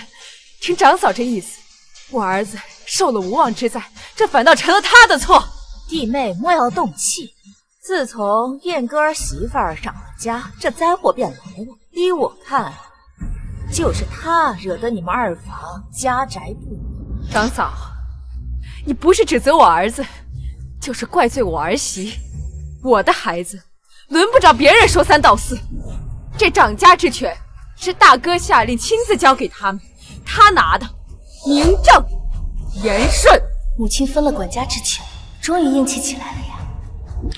母亲，切莫要动气，身子重要。孩儿，我儿子3岁作诗，7岁写文章，12岁便中了秀才，如今发奋苦读，秋闱他一定考得上解元。你们凭什么看不起我儿子？娘，你这是……阿燕，娘相信你。夫君，我也相信你。二弟如今暂时被放出来，身上还背着杀人的案底，到时候连参加科举考试的资格都没有，还解元？我看也是，入了牢狱，抹黑侯府。来人，请家法。今天我就让这混小子好好长长记性。纵然不是亲族人，可绝情到这个份上，也是罕见的。迟燕该有多心疼啊！这个时辰也该下朝了。你们还愣着干嘛？我的话不管用了。二弟，圣旨到！喂！来得倒及时。都起来吧！好热闹啊！这是在做什么？不过是在处理些家务事，还不是我这个不争气的孽障让您见笑了。不过福公公怎么突然大驾光临呢？可不是巧了，咱家正是奉了皇上的命令，为二公子而来。难道迟燕的事传到陛下的耳朵里了？不错。那这件事会不会连累到池家呀？师爷，你个祸害孽障！早知道今日你会闯下这么大的祸事，我就该早日把你逐出池家。谁说是祸事？咱家今天是来报喜的。报谁的喜？喜从何来？喜从何来呀？当然是池二公子的喜了。陛下听大理寺少卿柳大人说，二公子蒙受不白之冤，被愚昧小人谩骂，为表安慰，特派咱家前来还二公子一个清白。这不，还有不少好东西，玉如意一柄，黄金100两，东海珍珠一壶。皇上圣明，皇上圣明。二公子，赶紧起来吧，这回可真是委屈你了。都是小事，怎么值得陛下烦心呢？还麻烦公公专门跑一趟。既然赏赐已经到了，那咱家就赶紧回宫给陛下复命了。公公慢走。这个迟燕竟然能请到人在陛下面前为他说话。祖母，还要请家访吗？陛下都发话了，还能说什么？罢了，我也乏了，都退下吧。孙儿谢祖母宽宏大量。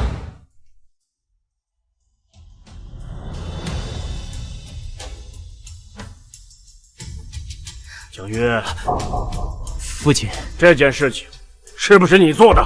别以为我不知道。那春风楼的产业就是你的。这次你为了打压堂弟，竟然将我侯府置于风口浪尖之上。景岳，你太让我失望了。父亲，以后给我好好的读书做事，别给我搞这些邪门歪道。哼！世子，侯爷的话你不必放在心上。微微，你这个媳妇主意倒挺大，侯爷的话也敢不听？走，跟我去佛堂抄写经书。迟燕，你为什么总能爬起来？不是要考科举吗？我要让你在秋闱上颜面尽失，一辈子都参加不了科举考试。过来。世子爷有何吩咐？给唐旭传信。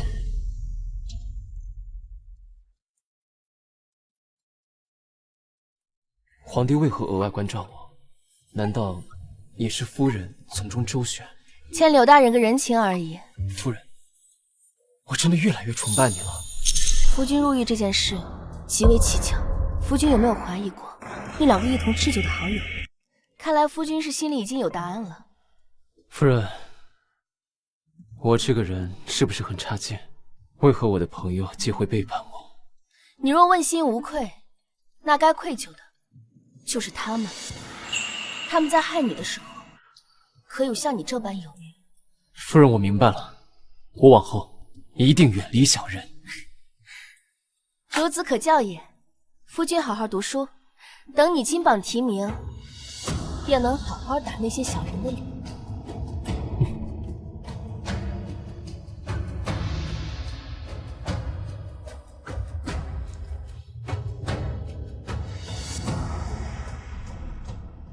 长姐，长姐，你可要帮帮我！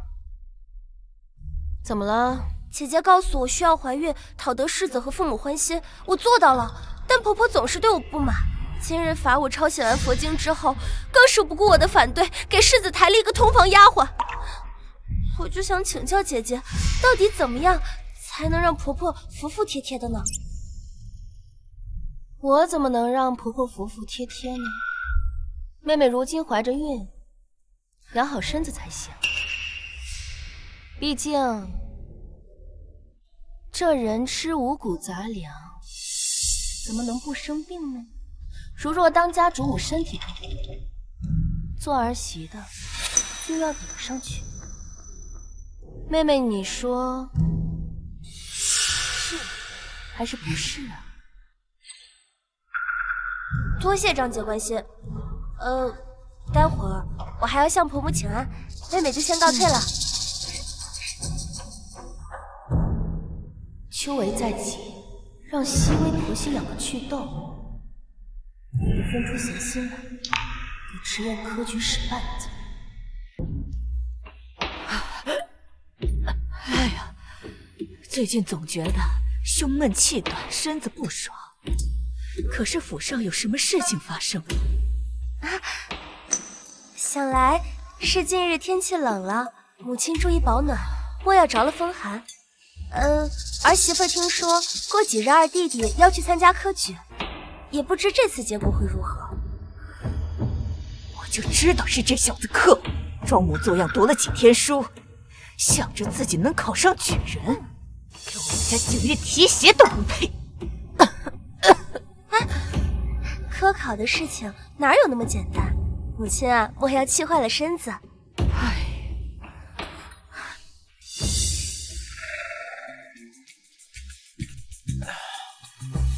晨儿，看我给你带什么好东西来了啊！可别说有好东西，兄弟没想着你。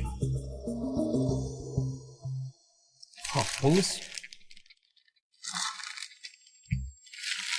这该不会是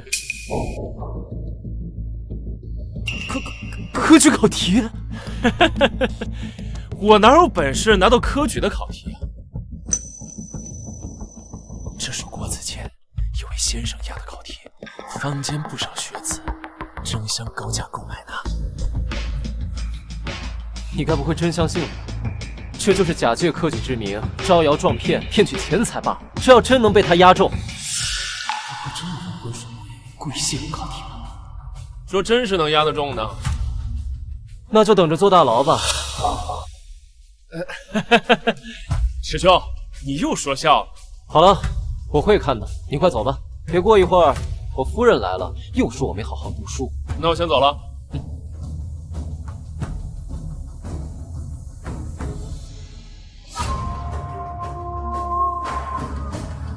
方才唐公子说了什么？夫君看起来这么愁眉不展。方才是唐公子来了，说带了国子监先生押题试卷，我觉着有些古怪。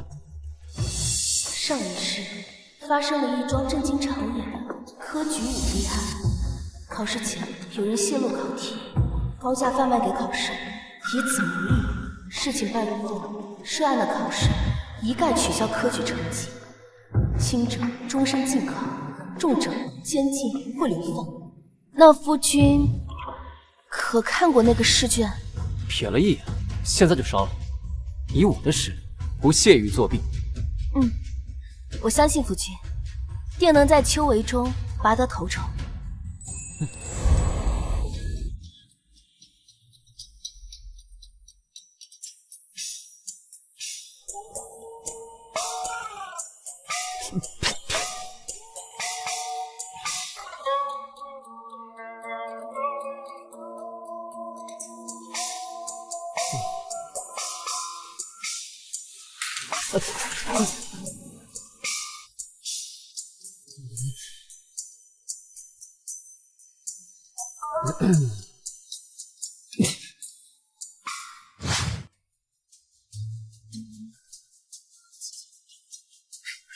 夫君，不要紧张，我相信你，可以的。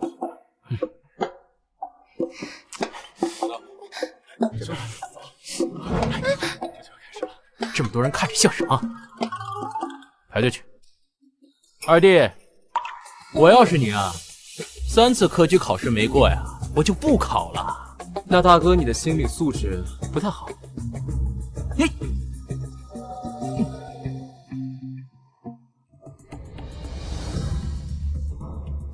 文场继续成3代，家族辉煌在一身。和他4年的考试这对手。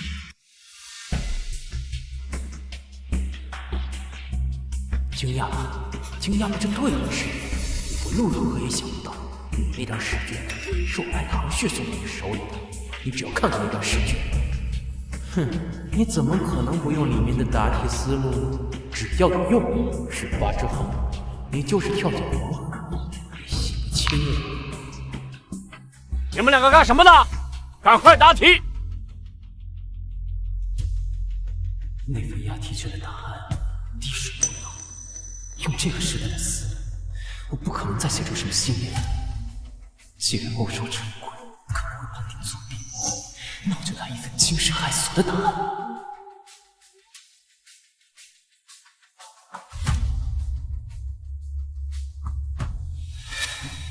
死者的行为初看惊世骇俗，但是怎么越看越言之有理呢？此卷还为丘为第一。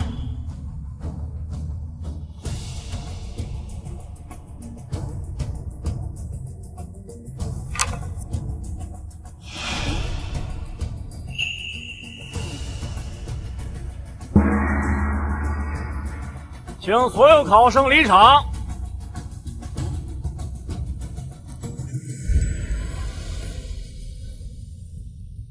唐宁，是唐宁。等考试结果出来，你就知道加肯实验是多大的错误。阿燕，怎么样？考得怎么样？还不错，辛苦了。二弟，听说这次丘为题并不简单，可有把握？我觉得还行吧。还是，看来你已经使用了它。二弟啊，这一次不行，还有下一次。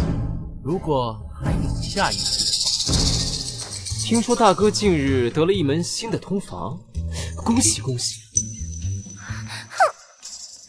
有什么可喜？这通房是母亲强塞给我的，细微因为他和我闹得厉害，这小子过得倒还是春风得意。本以为沈唐宁那样心高气傲的嫁给这魂魄，日子必定是鸡飞狗跳，没想到这两个人竟在做和睦。倒是二弟你，这结婚也有个1年半载，也没个一儿半女，是时候该要个孩子，让自己成熟稳重起来。二弟，该不会是不行吧？还是说人家沈家以你根本看不上你？大哥这话说的有些想当然了吧？这心思不成熟，有了孩子就能成熟了吗？莫非这孩子成了什么灵丹妙药？大哥，既然你想生，那就祝你多生几个，一胎生8个。这祝福的话怎么听着这么刺耳？夫君，这什么人能一胎8个？那当然是母猪啊！实验，等秋为结果出来，不叫你好看。今天啊，是秋为放榜的日子，也不知道这迟燕能取个什么名字啊！不劳妹妹费心，我家夫君无论考什么成绩，我都……夫人放心，我一定能取得好成绩。一个纨绔，才读了几天书，真是自不自批。禀告老夫人，中了，少爷中解元了！相公，您听到了没有？您中解元了！我就知道我大孙子一定能考中。啊不，中解元的是2公子。我没听错吧？夫人，你没听错，是咱们家阿燕中了解元。恭喜夫君，这也算是皇天不负有心人。你说什么？中解元的是迟燕？你没有搞错吧？他怎么可能中解元？还能中个举人，都算是烧高香了。这红纸黑字写的就是2少爷的名字，我还能看错不成？西薇，莫要动了胎气。二弟啊，你科举3次落榜，大家都知道。今天中了个解元，莫不是作弊了吧？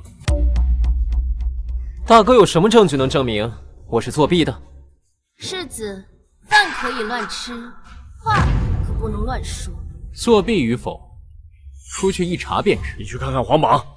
奴才遵命。清者自清，我不怕查。不好了，不好了，老夫人，听说龙虎墙的皇榜被撤了下来。礼部的人说，刚查出有人科举舞弊，什么考试前恶意泄露题目，贩卖给考生，并且要彻查此事。混账！你竟敢作弊！我没有作弊。都东窗事发了，你还不承认？祖母就这么笃定，我用不正当的手段获得的解元？不成，你还想告诉我，你是瞎蒙胡才考来的？将这个孽障逐出家门。我们池家没有这等子孙。祖母对我有成见，我无话可说。祖母一向偏心，对我向来是不满意。孽障，怎么跟长辈说话呢？迟烟，你没事吧？科举舞弊，我池家担不起这个风险。从今日起，将你逐出我池家，从此池燕与侯府无关。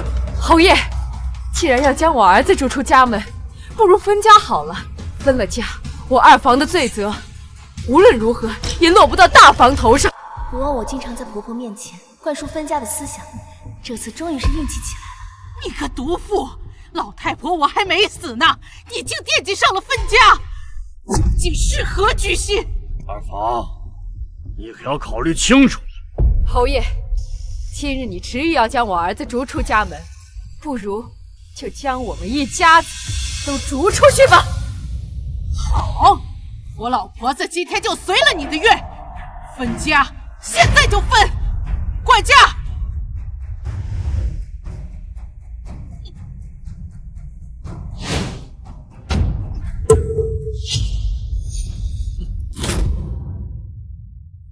请3日内搬出侯府。哎，这搬出去之后，二伯家住在哪儿？不成啊，祖母。不用你家好心，我们走。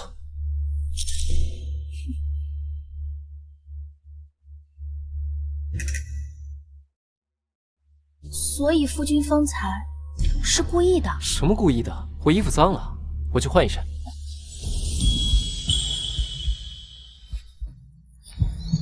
夫人这是要干什么？这回是热茶，下回若是还有别的什么，夫君也不多问。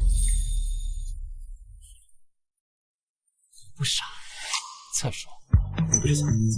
上次我入狱，大房一家趁我不在，便为难你分家。我们如今搬出去，再也不用受这份委屈。没想到夫君这么懂我。那夫人，我能去换身衣服了吗？去吧。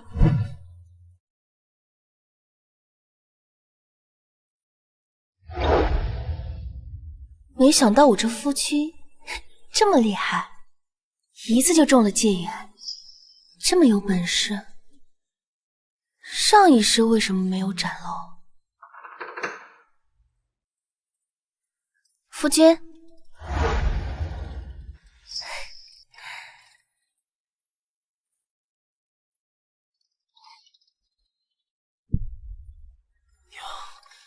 娘，睡觉也睡不踏实吗？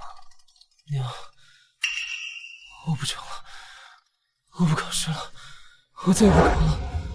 迟燕，你身上到底有什么秘密？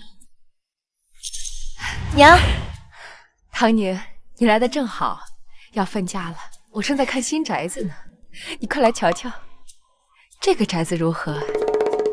娘，这处地段价钱可不便宜，而且这太打眼了。我瞧着这处倒是不错，闹中取静，地段也好。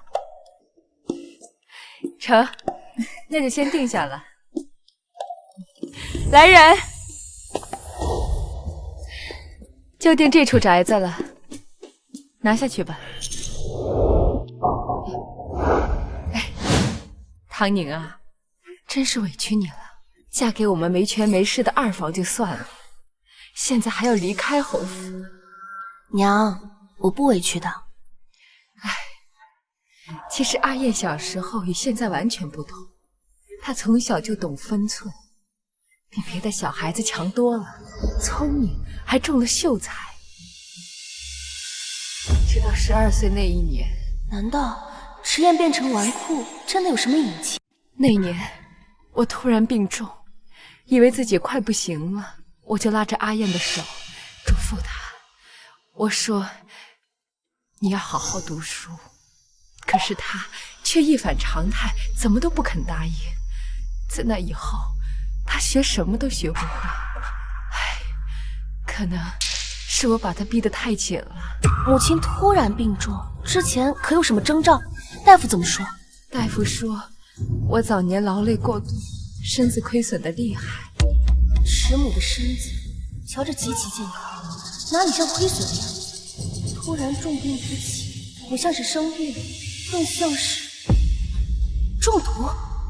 看来迟燕当年转变的事情必有隐情。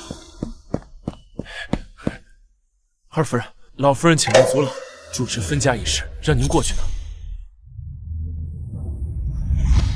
终于可以离开这吃人的侯府。娘，若想离开侯府，一会儿您就……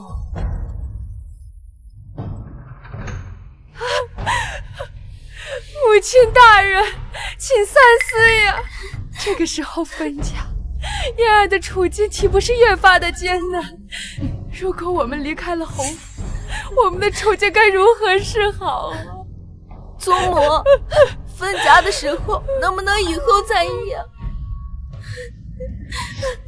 您就假装不想分家，您越是不想分家，祖母就越觉得分家这个决定是正确的。自作孽不可活。昨儿个嚷着分家的时候，不是挺有骨气吗？那且让我看看你们硬气到什么时候。嫡母把你拉扯大，你就惦记起了分家，简直有违人伦纲常。哎呀，母亲呀！儿子如今知道错了，要不咱这家就不分了。想得美，必须分！今天你们是分也得分，不分也得分，把你们东西搬出侯府。是要搬家吗？我可是找了帮手。你个孽障，现在还敢出现？怎么，我行得正，坐得端？迟燕，你少说几句，别气着祖母。老夫人，什么事？慌慌张张的。经礼部和刑部联合调查，科举舞弊的名单已经出来了，二公子在其。什么？你说什么？你看仔细了吧？夫人，我们好几个人前前后后看了3遍，确实没有二公子。我就说嘛，我儿子不可能作弊。这样。哪位是迟燕？我就是。请问几位大人是？我们是经理部的，来给您送解元奖赏。这位大人，迟燕真的考上解元了？你是在质疑我们经理部的能力吗？自然不是。去。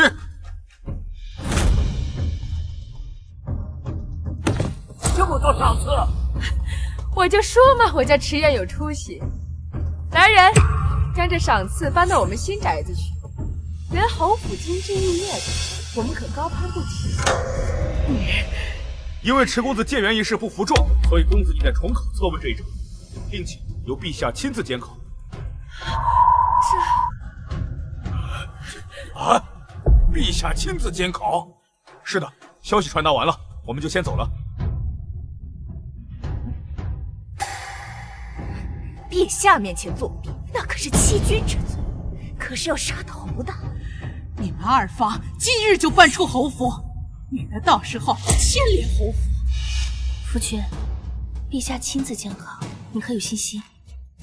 这有什么？本少爷再拿一个第一回，这侯府就是请我们来，我们可就不来了。你就是迟燕？回陛下，草民不才，正是迟燕。你是？回陛下，民妇沈唐宁。你们夫妻倒是伉俪情深。迟燕呐，听说你这次考中了解元，那就让朕来瞧瞧，你是真有本事，还是弄虚作假？写得好，当赏；写得不好，那便是欺君之罪，按律当斩。草民愿意接受考察。好，那便让朕瞧瞧你的能耐。去执笔来。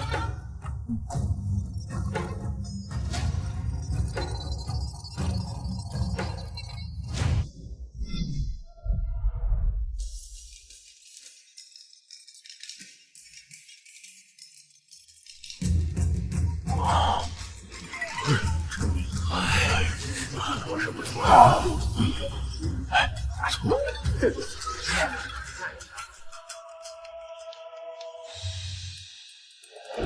纸砚呐，朕问你，你是为何想要入仕？不知陛下想听真话还是假话？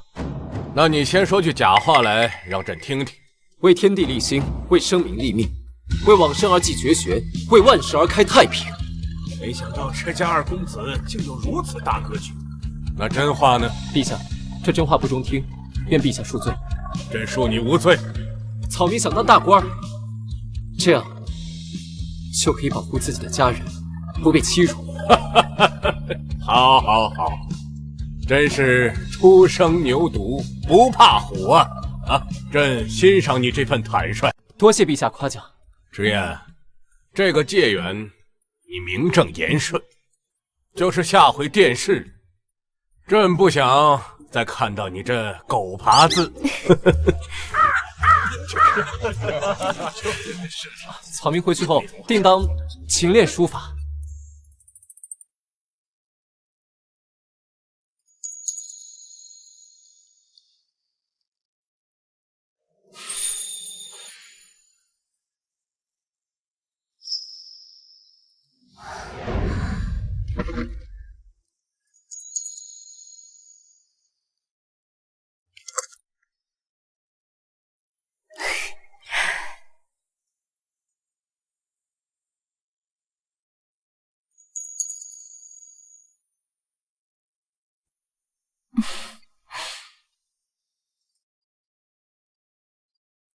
夫君，这簪子是夫君赠我的吗？哦，前几日逛街看见了就顺手买了。你要是不喜欢，扔了也行，也不值几个钱的。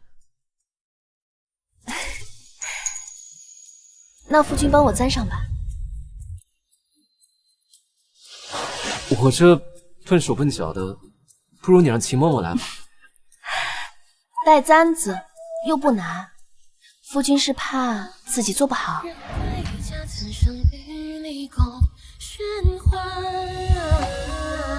这世间我不再谈那幅画，今生不变这牵挂。没带进为你点一抹钟香，流水云牵挂。好，那我带了。夕阳下为你写一诗天涯，执子手残意潇洒。七八两鬓白发随鸳鸯，连理共唱着。怎么样？好看。夫人，那我去铺床了。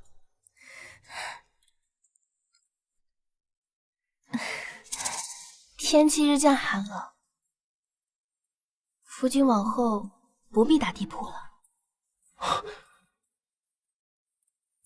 什么意思？你可以睡床。这不太好吧？当然，若夫君要坚持打地铺，我也没意见。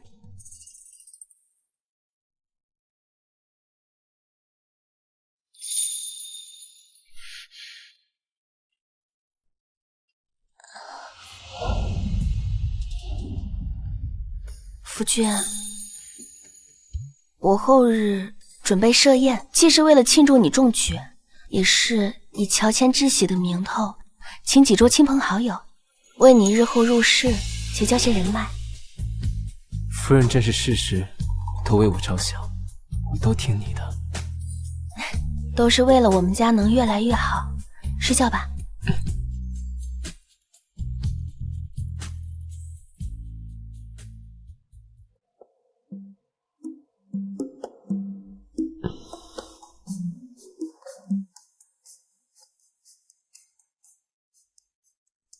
夫人睡着的时候，看起来也没这么凶。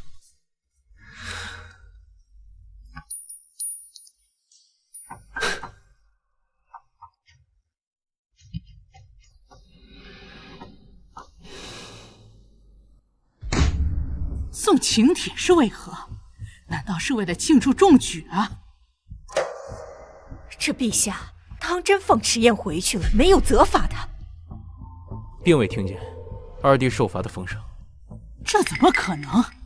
他欺君罔上，皇上怎么没有丝毫的表示啊？许是二弟并未错吧？靠的是真才实学。你们说出这样没有根据的话，若是被旁人听到，我们必然少不了一顿恶意揣测。现在外面的人啊，都在骂我们侯府有眼无珠，将珍珠当榆木。祖母、母亲，当初我就不同意分家，你们一意孤行也就罢了。现在我们既已分了家，我们就关起门来，过好自己的生活，免得再惹是非。祖母，你就别责怪世子了。母亲，景玉说的也没错，当初是您做主要分家的。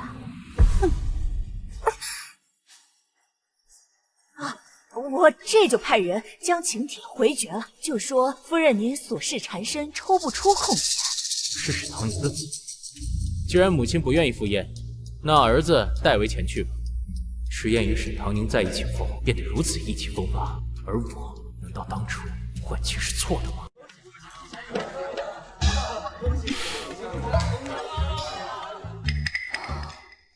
大哥怎么来了？伯父伯母呢？父亲母亲不得空，便由我来赴宴。你大哥有事吗？无事。那大哥里面请吧。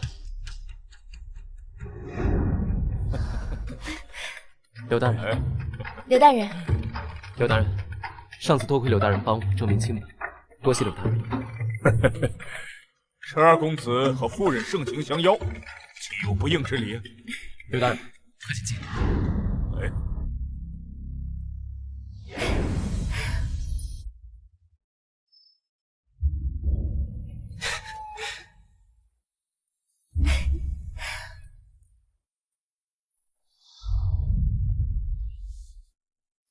陈世子，柳大人，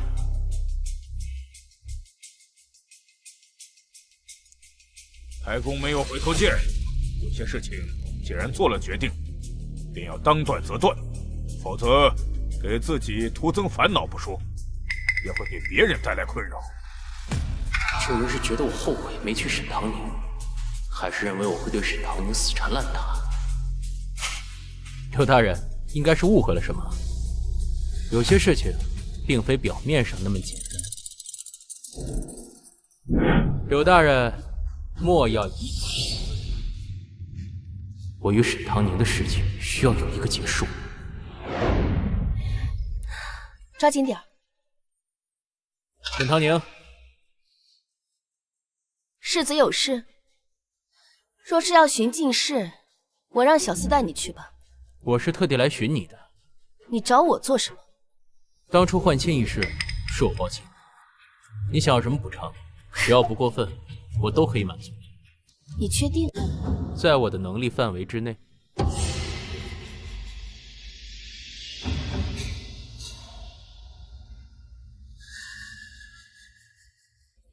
你的意思是让我帮你做3件事？3万两，只要3万两，你我之间的恩怨一笔勾销。沈唐宁，你何时变得如此市侩？世子既然舍不得，那也不必夸下海口。等等，又穷又抠，话还多。世子还有何请教吗？如果我答应你的话，我们之间是否再无瓜葛？没错。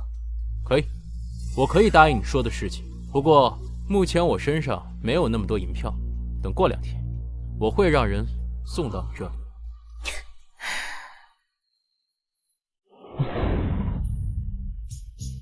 我夫人可真厉害，这不到1刻钟的时间，就能净赚3万两，可谓是经商鬼才啊！你这人怎么还偷听啊？那不是怕我夫人被拐走了吗？胡说什么？不跟我家夫人闹了，我知道夫人心中有我。刚好万寿节快到了，到时候有很多好吃的好玩的。有了大哥送来的3万两银票，咱们可以去好好消费一把了。万寿节上一世，三皇子燕行舟在万寿节为皇帝献上昆山玉，成为他日后成功夺嫡的开始。这一世，我一定要阻止他。殿下，殿下，我听小道消息说，三皇子准备在万寿节向皇上献上昆山玉。昆山玉，原来在他手中。难怪最近传出什么昆山玉是帝王之玉的传言，原来是三皇子为了万寿节献礼，在为昆山玉造势。哼，真是处心积虑。你想做什么？我已派人到处散播三皇子已经将昆山玉收入囊中的消息。这样一块本该属于天下之主的昆山玉，却先一步落入了他儿子的手中。皇上生性多疑，定会心存芥蒂。殿下圣明，若之后三皇子再将昆山玉献给皇上，定会引来非议。谁知三皇子是否是迫于流言蜚语的压力，而不得不忍心割爱呢？此事你想得很是周到。殿下，唐宁还有一事相求，我想请太子表哥亲手雕刻玉雕，赠于皇上。哦，我会和太子说，若是事成，定会重赏你的。谢殿下。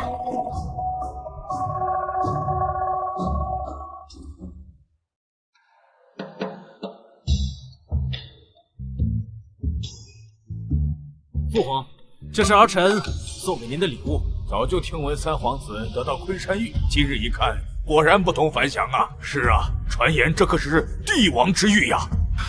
帝王之玉昆山玉，父王一定会很喜欢。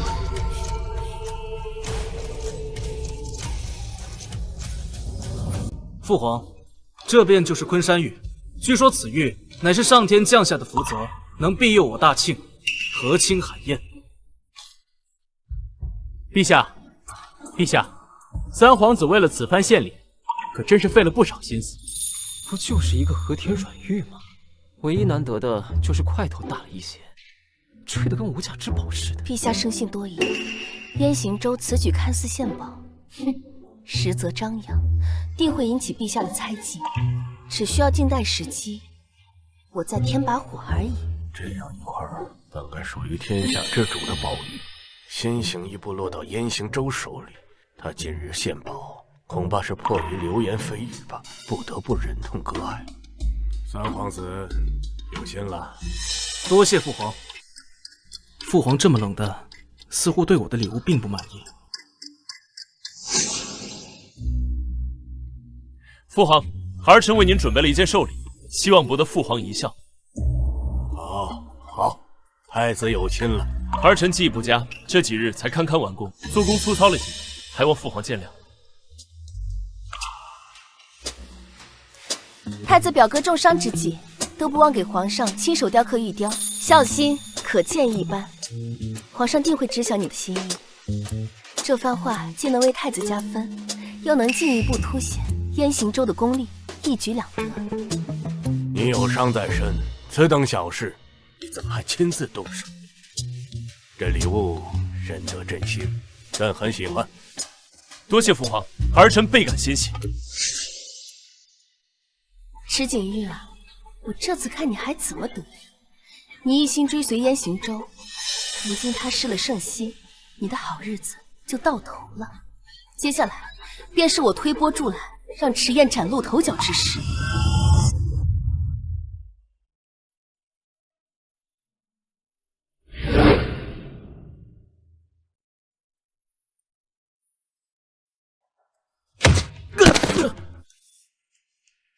这个废物，看你出的好主意！昆山玉在太子的玉雕面前简直一文不值，父皇明显不喜欢我的人，坏了我的大事！殿下息怒，臣也只是想献上一份特别的礼物，没想到会变成如今这样子，臣甘愿受罚。罚你能让父王重视我，以后不许出现在我面前。有此为之。池景玉，三皇子是彻底倒台，我看你还能仗着谁来对付池家的一家人？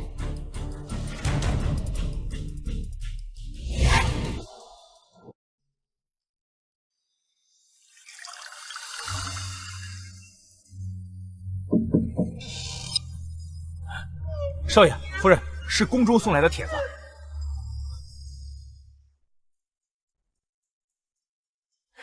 明日齐国皇子来访，宫中盛宴，特邀请本次秋闱界缘池宴，携家眷赴会。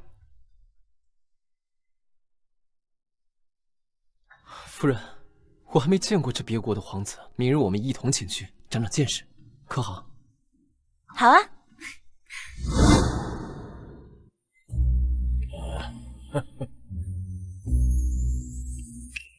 怎么老是让我面对着池景月？我看着他酒都喝不下去。你们同为侯府子嗣，一嫡一庶，这样重要的场合自然被安排在一起的。三皇子本应被禁足，都被皇上特许来参见，可见今日场合之重大。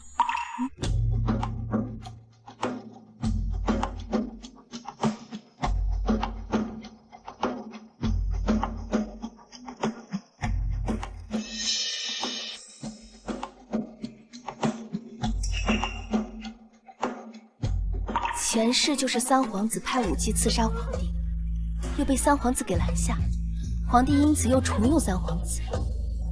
为何没看到那位武姬？莫非计划有变？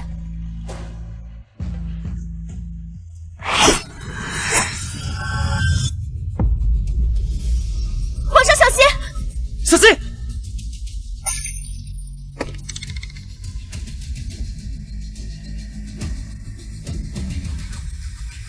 把他们都拿下！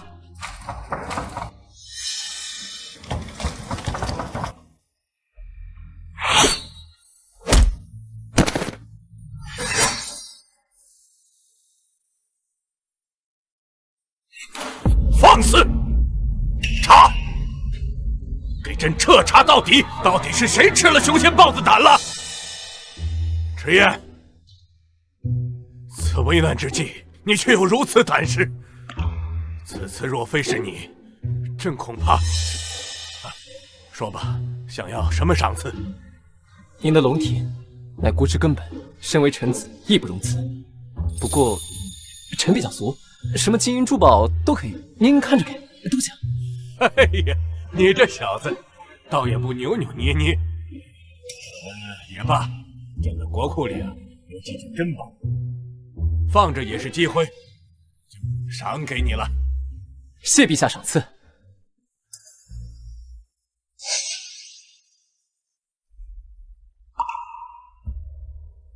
这个案子，朕就交给你来查。陛下，臣没有查案的经验。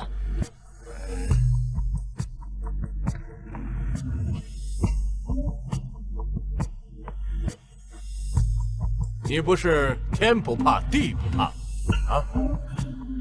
放心，刑部和大理寺会从中协助你，这可是大工程，办得好，你的愿望就能实现，当大官。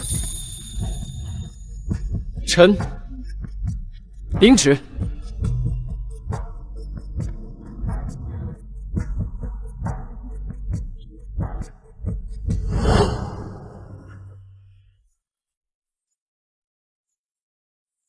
这里的酷刑，连7尺男儿也是有。你一个女子，何苦？你以为你这般舍生忘死，你背后就能救你？池少爷，教坊司的人说，这名武姬本是官妓，出身于官宦世家，奈何父亲犯了罪，于是被冲入教坊司。中途结识三皇子，对对方的遭遇感到不平，加上他一心想为父亲报仇，于是铁心刺杀皇帝。三皇子，太顺利了，顺的简直是像贵人的好。这三皇子就是你约纳的。走吧，去王府抓人。你们凭什么抓我？经调查，三皇子与行刺一案息息相关，需带走去调查。臣也是奉命行事，殿下不要为难臣。我什么时候派人刺杀过父皇了？放开我！放开我！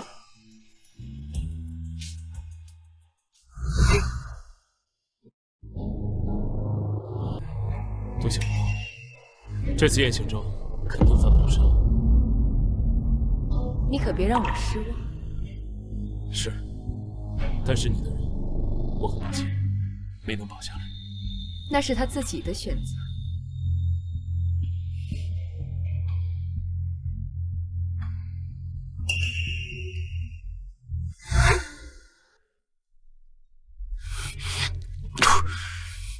放我出去！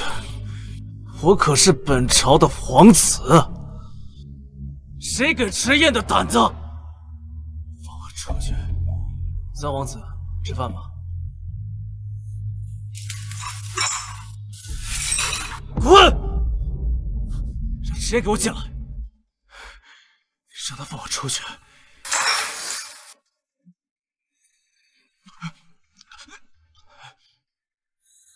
让他放我出去！他一个狗屁不通的戒律，太严苛。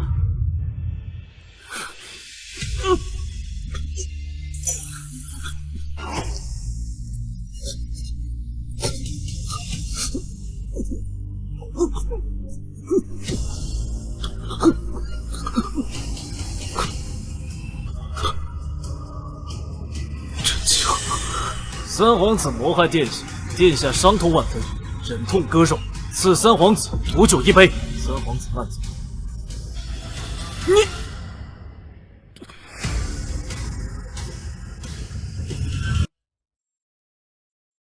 三殿下居然被刺死了！众人皆知，我是三殿下一党的。待太子势力发展起来，我今后要如何在朝廷立足？石景玉，你也有今日。没了三皇子这座靠山，我看你还怎么嚣张！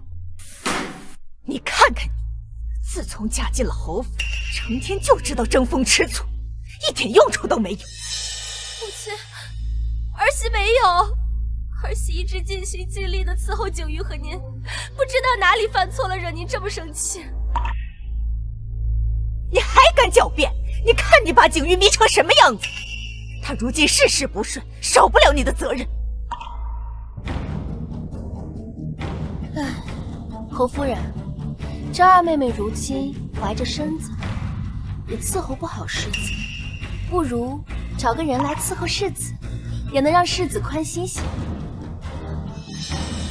我瞧着这个云雀倒还挺灵异的，不如今晚让云雀来伺候世子吧。沈堂宁，你怎么能出这种主意啊？娘，这跟熹微有什么关系？你就当给我个清静不好吗？到现在你还护着他，看堂宁说的就没错。云雀，今天晚上你就好好侍奉世子，让沈氏知道什么才是规矩。是夫人，母亲，你怎么能安排别的女人伺候景玉呢？世子，你要为我做主啊！如今身子重，又无法近身伺候，还霸着景玉不放，你一个妾室哪来那么大的脸？是熹微，你平日里在侯府作威作福，如今好日子到头了。唉，侯夫人，我这也是为了我们侯府的名声着想，我这不是怕旁人误会妹妹动了你，所以才出此下策。我心里有数，轮不得他在这里放肆。娘，既然您话都说到这儿了，我还能说些什么？景玉，你怎么能这么对我？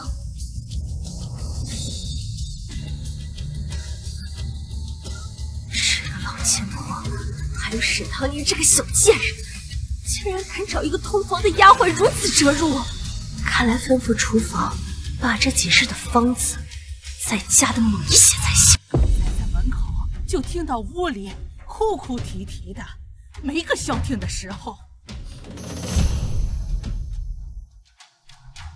景月，听管家说大房的账上银子不够，你知道是怎么回事吗？孙儿真不知道。自从没了春风楼的那些油水，我的开支处处都紧巴起来了。听说你桃花坞的生意做得挺红火的，早年我管家的时候啊，没少在这个铺子投入心力。这间铺子对我意义非凡，不如这样，我让大房拿一间更好地段铺子和你换。母亲，这间店铺已经给了唐宁，这么做恐怕不太妥当。有什么不妥当的？我池家的铺子已经做主送给外人，谁给你的胆子？谁给你的权利？原来把我只是当成外人。祖母，这桃花坞看着是风光，但其实前期投入了大量的银子，到现在都没回本。这若是侯府接手了，不光赚不了钱，怕不是还要往里搭呢。你少用这些话糊弄我。这铺子是赚钱的，莫非你不舍得？祖母，你这话说的，怎么能舍不得呢？只是祖母是否考虑到，就算这铺子到手，能不能承担起后续的费用？你这孩子怎么和祖母说话的？还反了天了你！祖母，不是孙媳不愿意，实在是这其中的难处太多。啊，对了，祖母，您这么着急着要铺子，该不会是为了给世子填窟窿吧？这听说世子这几日被债主追着上门了，也不知道是出了些什么事。上门讨债？怎么回事？景玉，你给我说实话。祖母，这些都是误会。孙儿一切都解决好了。居然还说误会！你到底在外边做了什么？让人在外边借了钱，还让人讨债上了门儿。还有没有侯府的规矩？还有没有我这个祖母？祖母，都是孙儿一时糊涂。孙儿在外面借了印子钱，原本以为很快就能还上呢，没想到那个利息越滚越快，越欠越多。石景玉，你也有今天，这下看你怎么收场！混账东西，你居然借了印子钱！你身为世子，做出如此有辱门楣的事情！你看看职业，中了贱人，如今还每日苦读，你让我如何放心把侯府交给你？迟燕有什么资格和我比？大哥，这今时可不同往日，我们迟燕今日可是皇上跟前的红人，跟您那可不一样。大哥，你可是忘了，如今我已经是解元了，还替圣上查了这三皇子行刺一案，得到了不少的赏赐。迟燕，别给我欺人太甚！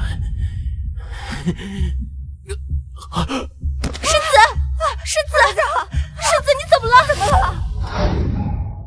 景玉，我好爱你，我们会一直幸福的。石景玉，你只不过是我手中的棋子，被我耍得团团转。你以为我真爱你？我只不过是为了侯府的权势和财富罢了。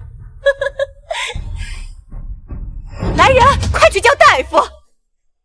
沈西薇，你身为世子夫人，如果你管不了世子，我就让别人来管。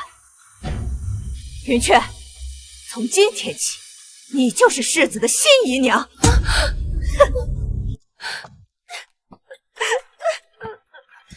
小姐，你别太伤心了，你还怀着身孕呢，这样气坏了身子可怎么好？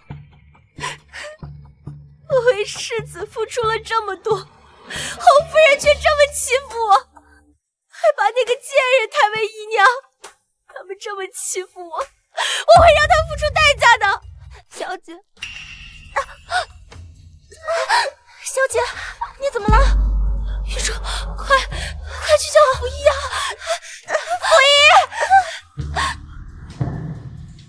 夫人，我家小姐。夫人，您这胎气动得厉害，这一胎恐怕很难保住。即便保住，生产之时9成9会难产的。夫人，我先给您开服安胎药吧，您且试试。但还请您做好心理准备。小姐，这一切都怪沈唐宁。这孩子要是保不住的话，我要让所有人都以为是他害了我小产，我让他尝一尝被人唾弃的滋味。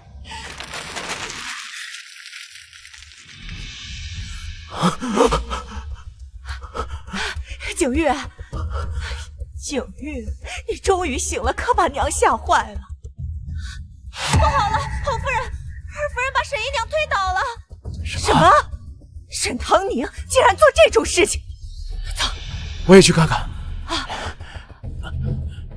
小姐，许巍，小姐，景玉，都是沈唐宁，他推我，这孩子还是保不住了。这个恶毒的女人在耍什么把戏？许巍，你怎么样？还愣着干什么？赶紧把府医请过来！快呀！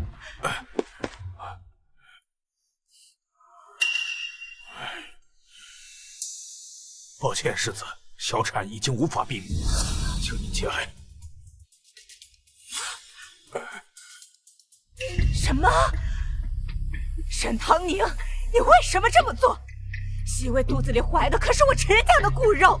侯夫人，我没有推他，是他自己冲过来，然后摔倒。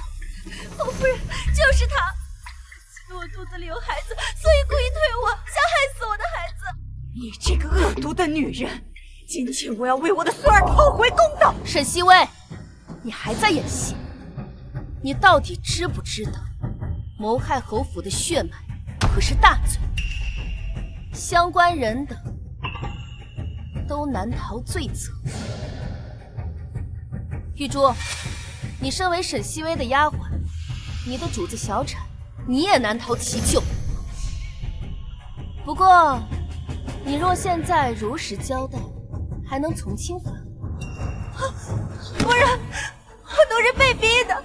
小姐说，如果我不配合演这出戏，她就把我打死。玉珠，你绝不背叛我！好你个沈西薇，为了陷害他人，竟然不惜牺牲掉自己肚子里的孩子，你真是丧心病狂！不是的，秋雨，你相信我。这就是你的真实目的吗？为了扳倒沈唐宁，竟然不惜牺牲自己的孩子，好恶毒的计！秋雨，连你也不相信我？你别再跟我装了！所有的事情我都知道，你一直在骗我。昨晚上我梦见你把所有的事情都告诉我，你对我就是抱有目的的。那只是个梦，那不是真的。你要相信我。唐宁，我有话和你说。池景玉，你怎么突然变得那么奇怪？我今天心情不好，改天吧。景玉，你现在竟然要和沈唐宁单独说话。我不想再见到你。少爷，世子来了，正往这边来。他来干嘛？是沈西薇刚刚诬陷你才小产，他是来算账。不过这沈西薇才小产，这个时候他理应陪在他身边才对。二弟，如今三皇子死了，沈唐宁既然能帮迟燕这个废物高中，他必定能让我东山再起。大哥怎么来了？也不打声招呼，也没准备你的饭菜。二弟，这许久未见，想和二弟叙叙旧。池景玉，你今日实在是反常，所谓何事？我说了，想同二弟叙叙旧，不知二弟可否方便？小叙片刻。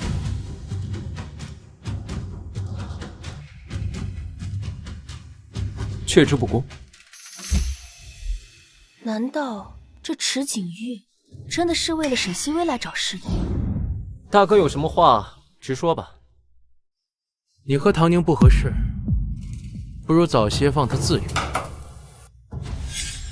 合不合适是我和他之间的事，大哥有什么立场能说此恨之话？莫非大哥后悔了？你知道的，她本该嫁给更好的人。更好的人？大哥说的不会是你自己吧？当初舍弃他的是你，现在后悔的也是你。这天下的好事都让大哥一人占尽，就凭你脸大吗？我们不过之间有些误会，你听我一句劝，你们之间不合适，我能给他更好的生活。你神经病吧？大哥前几日还对着沈西薇情真意切，如今就想肖想我家唐宁，我还从未发现大哥如此的朝三暮四。你懂什么？你与唐宁和离，只有我愿意娶她做世子夫人。至于沈西薇，我会妥善处理。池景玉，你把自己当成什么人？唐宁她不是一个物品，你想要的时候就要，不想要的时候就舍弃。你今日同我讲，可曾问过她愿不愿意？没有，因为你根本就不尊重她。你所作所为只是自己的一己私欲，真正配不上她的是你。实验，身无功名，如今春闱还没放榜，哼，能否考上还是未知数。至于唐宁是否爱我，我会向你证明。我现在就去找他。你根本不配叫他唐宁。我果然没有看错阿燕，她待我是真心的。唐宁，世子应当唤我一声弟妹，下回可别说错了。嫁给迟燕，你甘心吗？甘不甘心我不知道，至少我过得还挺开心。要是没有人来讨嫌的话，就更好了。唐宁，你本该是我的妻子，你该嫁的人也只有我，只有我才能给你更好的生活。世子该不会是后悔了吧？我后悔了。世子后悔也无用，那3万两可是你自愿给我的，进了我口袋里的银子是不可能还给你的。原来我在你心里便是这个模样。不是最好，慢走不送。唐宁，我保证前世的错误不会再犯。我们当真再绝无可能了吗？世子还真是贵人多忘事，3万两白银，你我恩怨全消，这可是你自己说的。门在那边，世子请吧。池景玉刚刚说的是前世，他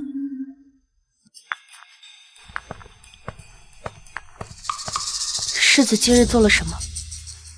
今日是忙，没做什么。是忙着去见沈唐宁吗？你派人打听我的行踪，我还需要打听吗？世子恨不得将事情闹得人尽皆知，我便是不想听到，怕也是难。你是在怨我？世子，你可还记得我刚小产？可还记得我们之间还有过一个孩子？自己做了什么，自己心里清楚。我最恨的是旁人骗我。从此之后，就在此地待着，哪儿也别去了。景玉，竟然要囚禁我！我做的这一切都是为了你呀！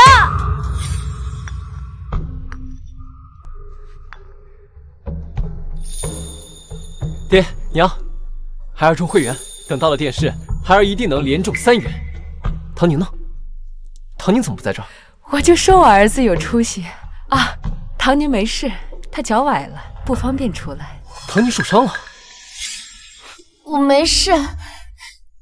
看到你中了会员的消息，太激动，脚崴了一下。那也不行，还是得叫大夫来看看。就这么点小事，不值当的。大夫，劳烦您替我夫人瞧瞧。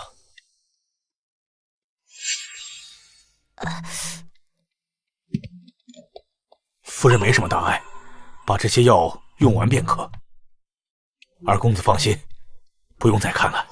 上一次我中秀才，侯夫人就给娘下药让娘病倒，我得让大夫给我娘瞧瞧。大夫，还劳烦您替母亲求个平安脉。二爷，这是不是有点太郑重了？这是想和二老摊牌自己藏拙的事了。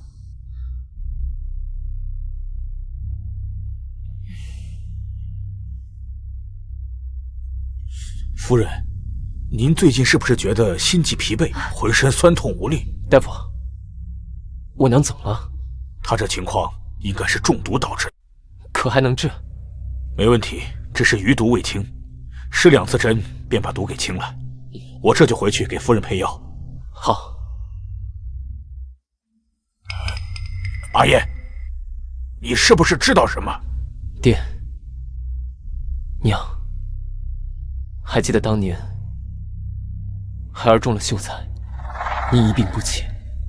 那日，大伯母将我压着跪在地上，对我说：“我若是再折了这侯府世子的光，就要娘病死。”是孩儿连累的娘。我对他处处忍让，没想到他却如此歹毒。可怜的燕儿，这些年你是怎么过来的？娘，都过去了，孩儿中了会员，这日子会好起来的。不行，我要去找那毒妇讨一个说法。哎，满娘，当下治好身体要紧，这事情已经过去那么多年了，恐怕也没法查了。报仇咱也不急于一时半刻。阿燕，我先扶你娘回去歇息。唐宁身上还有伤，带她早点回去。走吧。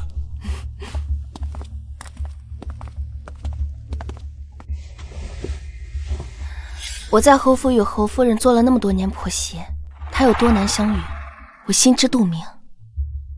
只是我没想到你身为男儿，也要受这些勾心斗角。都过去了。之前为何不和爹娘他们说？我娘当时危在旦夕，我爹又没什么主见，这老夫人一向偏袒大伯母。当年我顶着寒风求了一夜，老夫人都不肯见我。我爹对我和我娘都挺好的，只是有些事情如人饮水，冷暖自知。不用你亲自上药。害羞了？这有什么好害羞的？辛苦你了。那不得给我报酬吗？你想要什么报酬？亲我一下。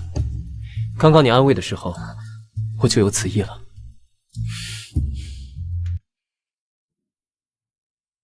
这些年，你在侯府被压着，摆脱不了纨绔的名声，你恨吗？我恨，我没有能力保护家人，只能收敛锋芒，让家人在侯府好过。我更恨池景瑜偷走我的文章，抄给国子监的人，才得到三皇子的赏识。池景瑜偷你的文章？多年前，池景瑜捡走了我的纸团，将我的诗摘抄给了国子监的先生，因此三皇子才能找到他。别难过，这次殿试你一定能拔得头筹。有夫人这句话，迟燕一定可以。来了来了，阿燕回来了，看到了吗？那是我们的儿子。宁乔，我之前就跟您说吧，夫君可以的。唐宁，好孩子，你说的没错。若是没有你，我们家如今还不知道是什么光景。状元郎来了，快！哎，你看，状元郎来了！天哪，是状元郎哎！就是他，状元郎，状元郎，状元郎！哇塞！不是游街吗？怎么成游街示众了？状元郎，这是姑娘们都中意你呢，千折有份。哎呀，快去请了，恭喜你啊！唐宁，唐宁，你别误会啊。没有，我怎么会误会你呢？反正我们家只认唐宁一个媳妇儿。爷娘，唐宁，今日圣上封我为翰林院修撰，从6品官职，还说日后提拔我进入内阁。好，好，好，不枉阿燕辛苦一场啊！入了翰林院，明日就要开始上朝了，千万记住，以后不要再一觉睡到日上三竿了。今日这游街给我都游饿了，我们回家吃饭吧。回来了，阿宁，今日上朝，皇上让我领旨去查字画造假案，若是查好了，就能破格升迁，提前进入内阁。这说明皇上是有意提拔你。怎么样，办案有眉目了吗？那倒没有，还在等人把卷宗送过来。既然如此，那就不急这一会儿了。今日陪我回趟沈家，我要向我娘报喜，让她知道我嫁了个连中3元的如意郎君。都听阿宁的。爹娘，我们回来给您报喜了。知道这几日你们会回来，你娘特意让人准备了你们爱吃的。哟，唐宁回来了，我正和你爹商量，要给我肚子里的儿子取什么名字好呢。哎呦，瞧我这一高兴啊，就忽略了夫人的感受了。夫人啊，你可别太难过了呀。方姨娘怎么这么确定你这肚子里怀的是儿子？万一这要是空欢喜一场，岂不是叫人看笑话？你，老爷，行了，别吵了，也不怕姑爷看笑话。我听说姑爷喜欢字画，巧了，我正好收藏了许多字画，一起品鉴品鉴。如果有喜欢的，只管拿走。你呀，现在可是皇上身边的红人呐。夫人，想看吗？嗯。迟燕竟然这么在意沈唐宁，以后对他们母女俩要客气些了。嗯。姑爷，请看，这画是假的。你说这字画是假的？送这画给岳父的，是在诓骗你。都是你干的好事。老爷，妾身究竟做错了什么，让老爷竟然动如此大的肝火？这些字画都是那些下面的人送给您的。你给我闭嘴！贪污受贿这样的事要是暴露，我的仕途也就毁了。方一言这个蠢货，竟然敢把事情捅了出来，就自己担着这事儿吧。哼，我这宠妾灭妻的好父亲，在自己前程面前，即使是怀了孕的宠妾，也是可以随意打骂的。老爷，一定是哪里搞错了，那些人怎么敢拿赝品糊弄您呢？哪些人？你只告诉我，这字画是你从铺子里买的，什么时候说是别人送的？父亲当真不知，这些字画可不是一个小小姨娘能操作了的。老爷，你说什么呀？那些明明都是……把方阳给我拉出去！老爷，这究竟到底是为了什么呀？你竟然如此对我，我怀了您的孩子，我肚子里一定是个儿子。唐宁说的对，这孩子是男孩是女孩，现在还不得而知。这次若饶了你，别人会笑我沈家家风不严，还不快把人给我拖出去！老爷，让姑爷看笑话了。唐宁，你陪着贤婿，我还有其他事。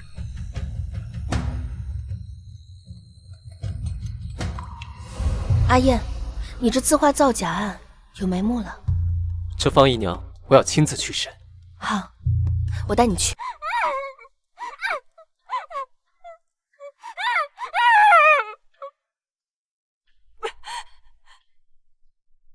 方姨娘，你若现在坦白说出字画的由来，或许还能从这柴房里出去。我呸！都是你故意让赤焰找我的麻烦。老爷都跟我讲明白了，只要我什么都不说，你们也奈何不了我。方姨娘，你就从来没有想过沈昌是在骗你？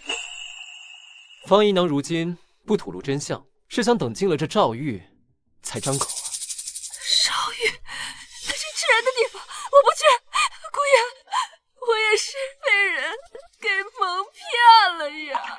我有个侄儿，他知道老爷爱字画，就主动找上我，低价把字画卖给我。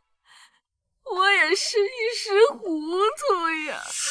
所以，所有的字画均是来自于你的侄子，没有这沈昌收受贿赂的事吗？没有，老爷没有收受贿赂，是我那侄子不知道从哪里找的这些字画。方才你在厅上可不是这么说的。方姨娘，沈昌早就舍弃你了，他现在不过是让你替他背锅，你却还在这儿维护他。贤婿，你们到柴房做什么？岳父，圣上让我查这字画造假一案。这方姨娘手上有线索，我必然会认真的查。方才我都听明白了，这字画造假一案皆是他方姨娘和他侄儿所为。既然已经查明，贤婿可以交差了。这个老匹夫早就准备好了让方姨娘顶撞，恐怕方才就已经把所有的痕迹全都处理好了。有些事还并未查清。贤婿，我可以向你保证，方姨娘这里不会再有事了。看来沈昌已经把所有的指向自己的证据都给处理干净了。既是如此，那贤婿也带阿宁先回家，此事定会向圣上如实禀报。贤婿慢走。来人，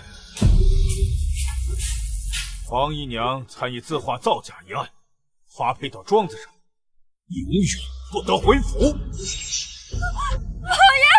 你不能这样！老爷，你不能这样！唐宁，我有个好消息。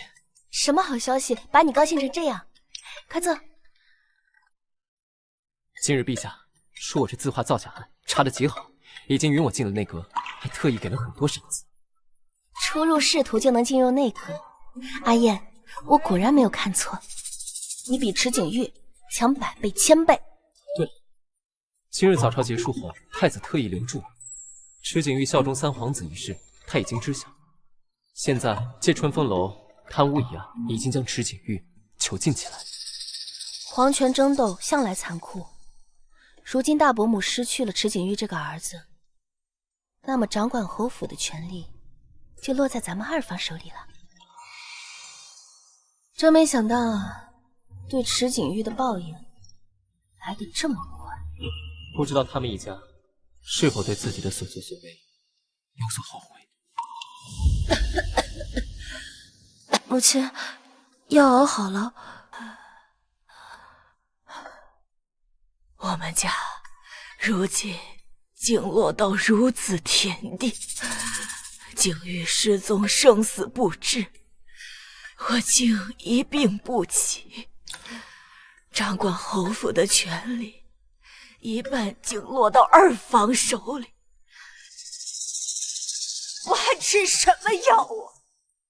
不如死了算了。母亲，景玉一定还活着，到时候我们失去的一切都能再夺回来的。都是你这个丧门星！桓钦，竟把你这个晦气的东西给换进来！你哪点比得上沈唐宁？一个庶女，也想嫁给我儿子当正妻？来人，把这个丧门星发配到庄子上去，一辈子都别想回来！不是我，都是沈唐宁害的，是他害的我们，母亲都是沈唐宁啊！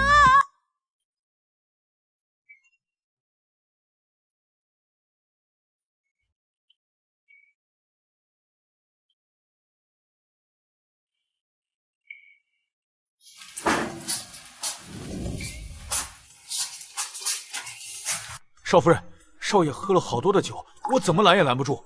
明日少爷还要上朝，现在醉得不省人事，这可如何是好啊？阿娘，我回来了。